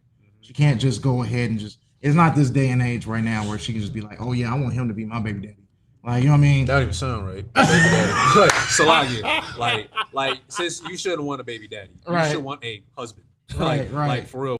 And like, just to, before we close the class, just to touch a little bit more on like the whole importance of like having a father figure and stuff like that. Like if you really love your daughter, you're not just gonna give your daughter away to anybody, because once you do that, okay, well now she belongs to somebody else. And I would be so ashamed of myself if I don't have kids, but like if I had a daughter and I was just like, oh yeah, you can be with this dude. I don't know nothing about this dude. I know nothing. He might look like a Jake, but he really might be an Edomite. Now she with a heathen man, or this dude, he might sound good, and then I find out, oh, he's abusive. Oh, you cooking up some weight in your house. Now you got my daughter around that. Oh, you the type of dude to get a woman pregnant and then leave her. Now she's a single baby mama. Those are things that like you got to take into accountability. Like a father, he's gonna a father or a man who is over you. He's looking at these things because he's really trying to help you out. Because we don't want our women dealing with none of that stuff. Get you a righteous man who's going to love you properly. He's going to have authority, but he's going to love you properly to protect you. Because now, once your daughter's she got a husband now, it's like, okay, you never really stopped being her father, obviously. But now it's like, okay, the duties that you as a father had to your daughter, okay, those duties, you pass it on to now her husband. Now he takes care of it. And now you kind of like, all right, you got to trust that. You got to trust him. You get my point? That's what a good father would do. Yeah. Before we close the class, if I may too, like a woman should carry herself as if that. You know what I mean? A lot of us in this time period are losing our fathers early. You know what I mean? The death ratio of a black man is high as hell. So a lot of women are growing without their fathers. But you got to grow yourself in a perspective. What would my father want for me? I can't just lay with this man because, you know what I mean, he's attractive, but he's got about 2 felonies, just got out of jail, and, you know what I mean, about 17 baby mamas that he don't even know the kids' names and stuff like that. Like, you know what I mean? Like, it's not, you have to carry yourself in a way where it's just like, all right, what would my daddy want? You know what I'm saying? Okay, I'm gonna be with a man who my father would look at like, you know what I mean? Yeah, you did the right thing. That's what you're supposed to do. But the lustful rate is like the lust is so high out here right now. It's just like people are with each other just off of pure. I mean, like you don't even like it's relationships started out of just pure. Oh, I just wanted to hit and just, you know what I mean, go on about my bed. I just wanted something to be with at that time period. I just wanted something to hit at that time period, and that's how relationships are started at this time period. People are going out to clubs, and I mean, now that the clubs exist now, but they won't soon. But now that the clubs are back in action, people are finding people to just lay with at that night. They're creating life together, not knowing that, you know what I mean, this is a forever thing. And then it's just like they're trying to deal with that situation. You know what I mean? They're trying to deal with that situation as far as like, okay, should we stay together? Should we not stay together? Like you see that really being a man and woman coming together and being together is really marriage. You know what I'm saying? It's really marriage because there's so much responsibility and consequences that come with it. You know what I mean? Whether if you're emotionally tied to each other, like that I forgot what it's called, but that soul tie. You know what I mean? When you sleep with somebody and you get that soul tie with that person, or you know what I mean, or if you actually, you know what I mean, God forbid you create life and then you're trying to figure out where you're gonna go from there. You know what I'm saying? Like sleeping with somebody is marriage. It's marriage because it's a responsibility that you're gonna have to deal with forever. You know what I'm saying? You're gonna have to deal with that situation forever and that person forever. Regardless if you just felt like, oh yeah, I just did that and I'm just walking away. No, that person could have left something on you, on your spirit, on your body that could have lasted forever. They could have gave you AIDS, could have gave you herpes, they could have gave you anything. They could have did something to you that you never had done by nobody else. You know what I mean? And you just keep searching for that feeling from somebody else. You know what I mean? Like it's really important to you know what I mean, the subject is about sexual deviancy, but it's really important that we take our bodies and ourselves as serious as possible, because you can't have sexual deviancy without knowing that the law requires you not to sleep with anybody. You know what I mean? The law requires you that if you're gonna lay with somebody, you're gonna stay with that person forever. Now, if everybody knew that, there wouldn't be no rape. You know what I mean? There wouldn't be no you know what I mean? I mean, honestly, there would be certain situations like that, but as far as a woman situation, because we just read in the Bible, like, you know what I mean, there was a situation, they knew that sex is marriage, but he still raped her, but the demon left after that situation. So it's important for us to control that, our fleshly urges and our needs. Don't just look at a situation in a lustful manner. You know what I mean? If you ever are going to give your body to somebody, you got to know that person's going to be with you forever. You know what I'm saying? So that's mainly important. And if this brother knew that he was going to have to stay with his sister forever, he probably would have held himself back from doing that. You know what I mean? If his cousin didn't give him that advice that, oh yeah, just act like you sick and just take her from there. You know what I mean? If his cousin would have given him that advice, well, and you know, if you sleep with her, you're going to have to stay with her forever, right? And that your sister going to be your wife. If he would have gave him that advice, he would have thought twice about it. You know what I mean? He would have ignored that lustful spirit that he had. But because he got the wrong advice, and because he was lusting over it so much, because he wanted his sister so bad, he had no choice but to act on it. But if he knew the law, which the law is, you know what I mean, you lay, you stay. If he would have known that his sister was going to be his wife after he did what that demon was telling him to do, he would have been like, you know what, it's not even worth it. I'm not about to do that. But what he was thinking was, I'm just about to hit, and I'm about to, you know what I mean, I'm gonna hit her real quick, and I'm just about to be done with it, because she's just so bad. Like, I mean, I wouldn't want nobody else having her. Like, I'm just about to just hit it, and and I'll let the next dude have her. But, you know what I mean, that's why the laws are so important. But Salaki. Anybody got any questions before we close the class? Everybody, it's wild. I just have one question. What you got, sis? So there is a sister that I'm kind of going back and forth with. That is, she gave me a scripture that a hair is your covering. Corinthians 11:15. Do you guys have anything on that? Like, As far as covering your hair? No, like your hair being your covering. When we're praying, that we can actually just have, if you're blessed with long hair. And I did read the scripture. It does say that. Which one is that? 11 Corinthians 11:15. Nah, your hair is not your covering. Okay. When you're praying, if you're speaking to the Most High, your hair needs to be covered. That's in 1 Corinthians also. You know what I'm saying? It's a shame to not have your hair covered. Right. You know what I mean? Because at the end of the day, the Lord is a man of war. He's a man.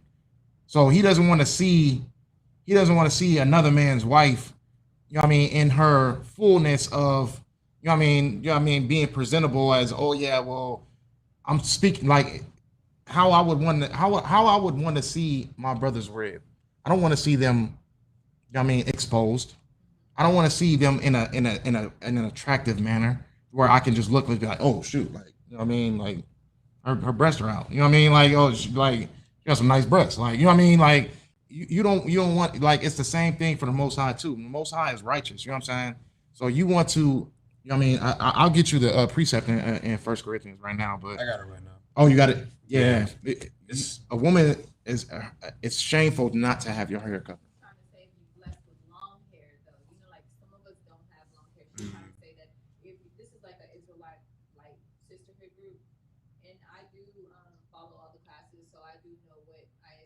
says about it, you know, and I'm trying to explain to her, and she's like, no, so you're saying the scripture is wrong? And I'm like, no, I'm not, but I'll go to class today and I'll talk to the brothers about it and get back to you. At a time period, we all had long hair. Yeah. You know what I mean? Exactly. The brother we speaking about, was it Amnon? Amnon. I'm sorry, I get their names. I butcher their names so I'm much. talking about Amnon. Amnon, the brother that killed his brother, right? That's Absalom. Absalom had long, luxurious hair. It was heavy hair. Like he had long hair. You know what I mean? Like so much so, I think he had got caught in the. So like I got to don't quote me on this. I think he got caught in a tree or something like that. He did. It was just so. It was so like he had at a time period we all had hair. Like baldness was a curse. You know what I mean? A curse that happened after we disobeyed the Most High. But we'll get back to having. I mean, I can't wait till my afro come back. I'll tell you that much. When I rise again, Lord willing. Salaki, actually, for the sake of class, I have the precept for you. We'll discuss it more after class. We're just gonna wrap up class. Right. I got it for you, though. Thank you. All right. So What is it? First Corinthians. Yes, 1 Corinthians chapter 11, verse 4. Right. We'll Yeah. go from Okay. there. So, All right. Let's do it. For the sake of class, sake of time, the water for everybody that's tuning in. The water to all the sisters that came through for class. And with that, Amijim, just me and the brother up here.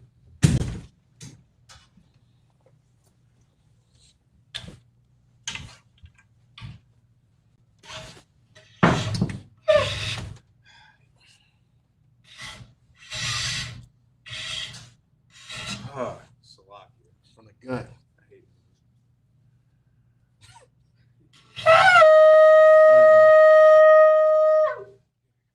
All right, Christ.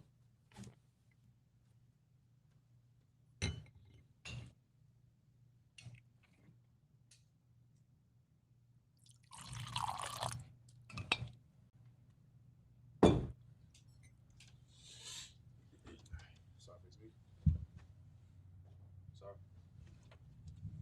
La Yasharala.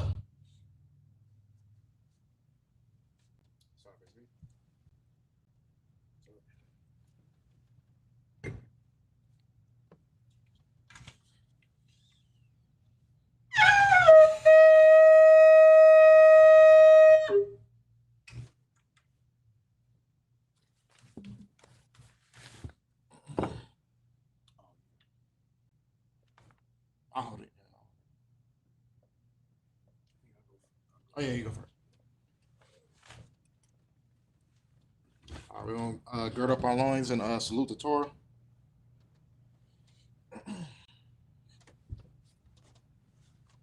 How about Shem Yahshua Barak?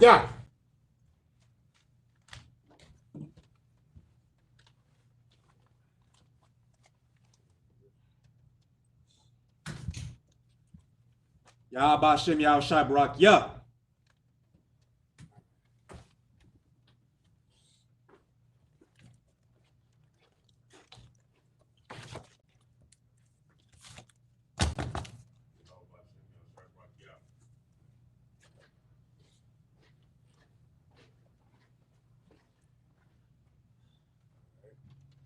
Imagine upon Yahakwadam, which means to rise and face the east. We get started with the Lord's Prayer in the Hebrew. This is the Lord's Prayer. Abanawa. Shabbat Shemayim. Kodash. Hayah. Shemka. Yahweh. Malak with Ka. Taba'ah. Watazaka. Hayah. Aisha. Ba'arataza. Kawa. Hayah. Bashamayim. Lakam. Call. Yawam. Wasalakna. Wasalakna. Wathyanah. Wala'ah. Tabayana. Banasaiwan. Abal. Hawashina. Mayan. Rai. Kaya. Laka. Hamalakwa. Waha'ala. Watapara. Lawalumyum. Amen. The Lord's Prayer in the English. Our Father, which art in heaven, hallowed be thy name. Yahweh. Thy kingdom come. Thy will be done. In earth. As it is in heaven. Give us this day. Our daily bread. And forgive us our debts. As we forgive our debtors. And lead us not into temptation. But deliver us from evil. For thine is the For kingdom thine is the kingdom and the power and the power and the glory and the glory forever. forever. So be it. So be it. Hakak, which is the power in the Hebrew. Yahweh. Yahweh. Ba'ashem. Ba'ashem. Yahushai. Yahushai. Babakashah. Baba Kashad. Thunlanawa. Nathaniel. Hakak. Hakak. Hakak. Hakak. Larapa'ah. Lapra. Call. Call. Makala. Makala. Wakal. Wakal. Madawat. Madawa. Hakak. Hakak. Latahar. Lazar. Ha. Ha. Matazariah. Matazariah. Hakak. Hakak. Lahakwaya. Laquayan. Hamathia. Hamathian. Hakak. Hakak. Al. Al. Rakawat. Lakawat. Atama Allah. Atamahala. Lagara Shun. Lagarasham. Bahashim. Ba'asham. Yahushai. Yahushai. Fawada. The water. Amun. Come on. Hakak, the power in the English. Yahweh. Yahweh. In the name of Yahushai. In the name of Yahushai. Please Please give us the power. give us the power. The power to heal. The power to heal. All manner of sickness. All manner of sickness. And all manner of disease. And all manner of disease. The power to cleanse the lepers. The power to cleanse the lepers. The power to raise the dead. The power to raise the dead. The power against unclean The spirits. power against unclean To spirits. cast them out. To cast them out. In the name of Yahushai. In the name of Yahushai. Thank you. Thank you. So be it. So be it. The blessings in the Hebrew. Barakatah Yahweh. Barakatah Yahweh. Wa Yahushai. Wa Yahushai. Wa Mayaka Allah. Wa Makala. Wa Alahayim. Wa Alahayim. Matazab Ya'ab. Matazab Yahab. Alawap Yahana. Alawap Yahana. Ha Alawapim. Ha Alawapim. Ha Saranyam. Hasaramyam. Ha Kwatazayoyim. Hakwatazayoyim. Haka Yayoyim. Hakayayoyim. Waha Akwafim. Wa Agwapim. Yahweh. Yahweh. Ba'ashem. Ba'asham. Yahushai. Yahushai. The water. The water. Amen. Amen. The blessings in the English. Bless you, Yahweh. Bless you, Yahweh. And Yahushai. And Yahushai. And Michael. And Michael. And the angels. And the angels. Commanding General Yohana. Commanding General Yahana. The generals. The generals. The captains. The captains. The officers. The officers. The troopers. The troopers. And the sisters. And the sisters. Yahweh. Yahweh. In the name of In the Yahushai. name of Yahushai. Thank you. Thank you. So be it. So be it. Psalms 121 in the Hebrew. Asha'ah. Shah. Ayunya. Yemya. All. All. Haharim. Hayam. Mayan. Mayan. Yaba'ah. Yabah. Isaiah. Isaiah. Isaiah. Isaiah. Ma'ain. Ma'ayin. Yahweh. Yahweh. Aisha. Aisha. Shemayim. Shemayim. Wa'aratazah. Aratza. All Yathan. Ayathan. Lamawat. Amawat. Regalka. Regalka. All. All. Yanawam. Yanawam. Shamarka. Shamarka. Ana. Ana. La'ah. La'ah. Yanawam. Yanawam. Wala'ah. Wala'ah. Yayashan. Yasham. Shawamar. Shamar. Yasharala. Yasharala. Yahweh. Yahweh. Shamarka. Shamarka. Yahweh. Yahweh. Tazalka. Sazalka. Yad. Ayad. Yemyimka. Yemka. Yawamam. Yawam. Hashamash. Yashamash. La'ah. Ya'ah. Yakaka. Yakaka. Vayarach. Arath. Valayallah. La'ala. Yahweh. Yahweh. Yashamarka. Yashamarka. Makal. It's like it. Makal. Makal. Rai. Rai. Yashamar. Yashamar. Napashka. Napashka. Yahweh. Yahweh. Yashamar. Yashamar. Taza'afka. Taza'apka. Wawa'afka. Wawa'apka. Ma'ida. Ma'ida. Wa'ai. Wa'ai. Ayawalam. Awalam. I will lift up my, it's like it. Psalms 121 in the English. I will lift up mine eyes into the hills. I will lift up my eyes into the hills. From whence cometh my help? From whence cometh my help? My help cometh from the Lord, My help cometh from the Lord, which made heaven and earth. which made heaven and earth. He will not suffer thy foot to be moved. He will not suffer thy foot to be moved. He that keepeth thee He that keepeth thee will not slumber. will not slumber. Behold, Behold, he that keepeth Israel he that keepeth Israel shall neither slumber nor sleep. shall neither slumber nor sleep. The Lord is thy keeper. The Lord is thy keeper. The Lord is thy The shade Lord is thy shade upon thy right hand. upon thy right hand. The sun shall not smite thee by day, The sun shall not smite thee by day, nor the moon by night. nor the moon by night. The Lord shall preserve thee The Lord shall preserve thee from all evil. from all evil. He shall preserve thy soul. He shall preserve thy soul. The Lord shall preserve thy going out The Lord shall preserve thy going out and thy coming in and thy coming in from this time forth from this time forth and even furthermore. and even forevermore. Psalms 83 in the Hebrew.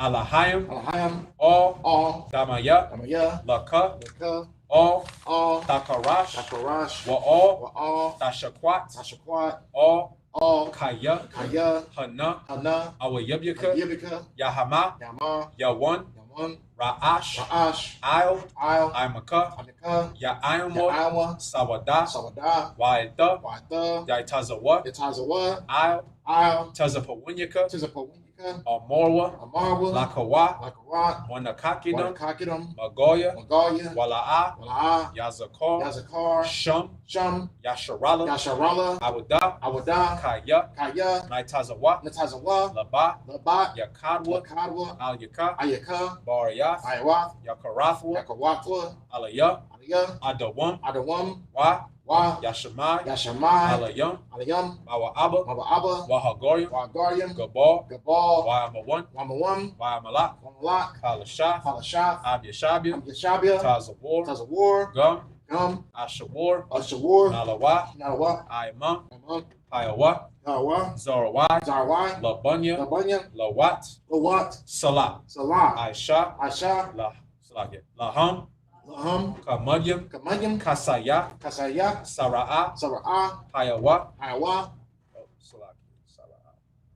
Salakia, Kayabian, Kayabiam, Banakal, Barakal, Koyashwan, Koyashwam, Nashad Marwa, Neshabawat, Bayan, Bayan, Dara'a, Dara'ah, Payawa, Ayawa, Daman, Daman, La'a, La'ah, Dama, Dama, Shayatamwa, Shayatamwa, Nada, Nada, Yamawa, Yamawa, Kaira, Kara, Wakaza Abba, Wakaza Abba, Wakaza Ba, Wakazabat, Wakata Zor, Wakatazal, Manai, Manan, Call, Call, Nasa Yakamwa, Nasinakima, Ashar, Ashar, Amorwa, Amarwa, Nayarasha, Nawashah, Lanawa, Nawa, Af, At, Nawath, Nawath, Alahaya, Alahaya, Alahaya, Alahaya, Shayatamwa, Shaitamwa, Kagogala, Gogala, Kakwash, Kwash, Lapunya, Lapanya, Rakawa, Rakawath, Kaash, Kaash, Tabaira, Tabaira, Yaira, Yaira, Wa, Wa, Kalahaba, Kalaba, Dalahat, Salaat, Harayam, Hayam, Kun, Khan, Daradatma, Tawadatma, Basa Iraka, Basa Araka, Wabasa, Wabasa, Wapafka, Wapafka, Tabahalam, Tawalam, Mala'a, Malaa, Panyahum, Palahum, Palawan, Palawan, Waya, Waya, Lakwashwa, Wakashwa, Shamka, Shamka, Yahawa, Yahweh, Yabashwa, Labashwa, Waya, Waya, Bahawa, Bahala, Adyai, Ayai, Waya, Waya, Kaparwa, Kaparwa, Waya, Waya, Abadwa, Abadwa, Waya, Waya, Daiwa, Daiwa, Kaya, Kaya, Ada, Atha, Shamka, Shamka, Yahawa, Yahweh, Labaka, Labadka, Al Yawan, Ayawam, Al, Al, Call, Call, Paratiza. Haratzah.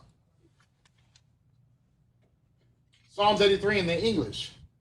Keep not thy silence, O God. Keep not thy silence, O God. Hold not thy peace, Hold not thy peace, and be not still. and be not still. O God, O God, for lo, for thine enemies make atonement, thine enemies make atonement, and they that hate thee and they that hate thee have lifted up the head. have lifted up the head. They have taken crafty counsel They have taken crafty counsel against thy people, against thy people, and consulted and consulted against thy hidden ones. against thy hidden ones. They have said, They have said, Come, Come, and let us cut them off and let us cut them off from being a nation, from being a nation, that the name of Israel that the name of Israel may be no more in remembrance. may be no more remembrance. For they have consulted together For they have consulted together with one consent. with one consent. They are confederate against thee. They are confederate against thee. The tabernacles of Edom, The tabernacles of Edom, and the Ishmaelites and the Ishmaelites of Moab, of Moab, and the and Hagarenes the Hagarenes of Gabal, Gabal, and Ammon, and Ammon, and Amalek, and Amalek, the the Philistines, Philistines, with the inhabitants of Tyre. with the inhabitants of Tyre. Assur also is joined with them. So also was joined with them. They have hope in the children of Lot. They have hope in the children of Lot. Salah, Salah. do unto them Do unto them as unto the Midianites, as unto the Midianites, as to Sisera, as to Sisera, as to Jabin, as to Jabin, at the brook of Kassan, at the brook of Son, which perished at Endor. which perished at Endor. They became as dung for the earth. They became as dung for the earth. Make their nobles like Oreb, Make their nobles like and Oreb, like Zaid. and like Zaid. Yea, Yea, all their princes as Zabak, all their princes as Zabah, and as Zalmunna, and as Zalmunna, who said, who said, Let us take to ourselves Let us take to ourselves the houses of God in the possession. houses of God in possession. Oh my God, Oh my God, make them like a wheel, make them like a whip, as a stubble before the wind, as a stubble before the wind, as the fire burneth a wood, as the fire burneth the wood, and as the flame set the mountains on fire. and as the flame set the mountains on fire. So persecute them So persecute them with thy tempests, with thy tempest, and make them afraid and make them afraid with thy storm. with thy storm. Fill their faces with shame, Fill their faces with that they shame, may seek thy name. that they may seek thy name. O Lord, O Lord, let them be confounded let them be confounded and troubled and troubled forever. forever. Yea, Yea, let them be put to shame let them be put to shame and perish, and perish, that men may know that men may know that thou, that thou, whose name alone whose name alone is Yahweh, is Yahweh, art the Most High art the Most High over all the earth. over all the earth.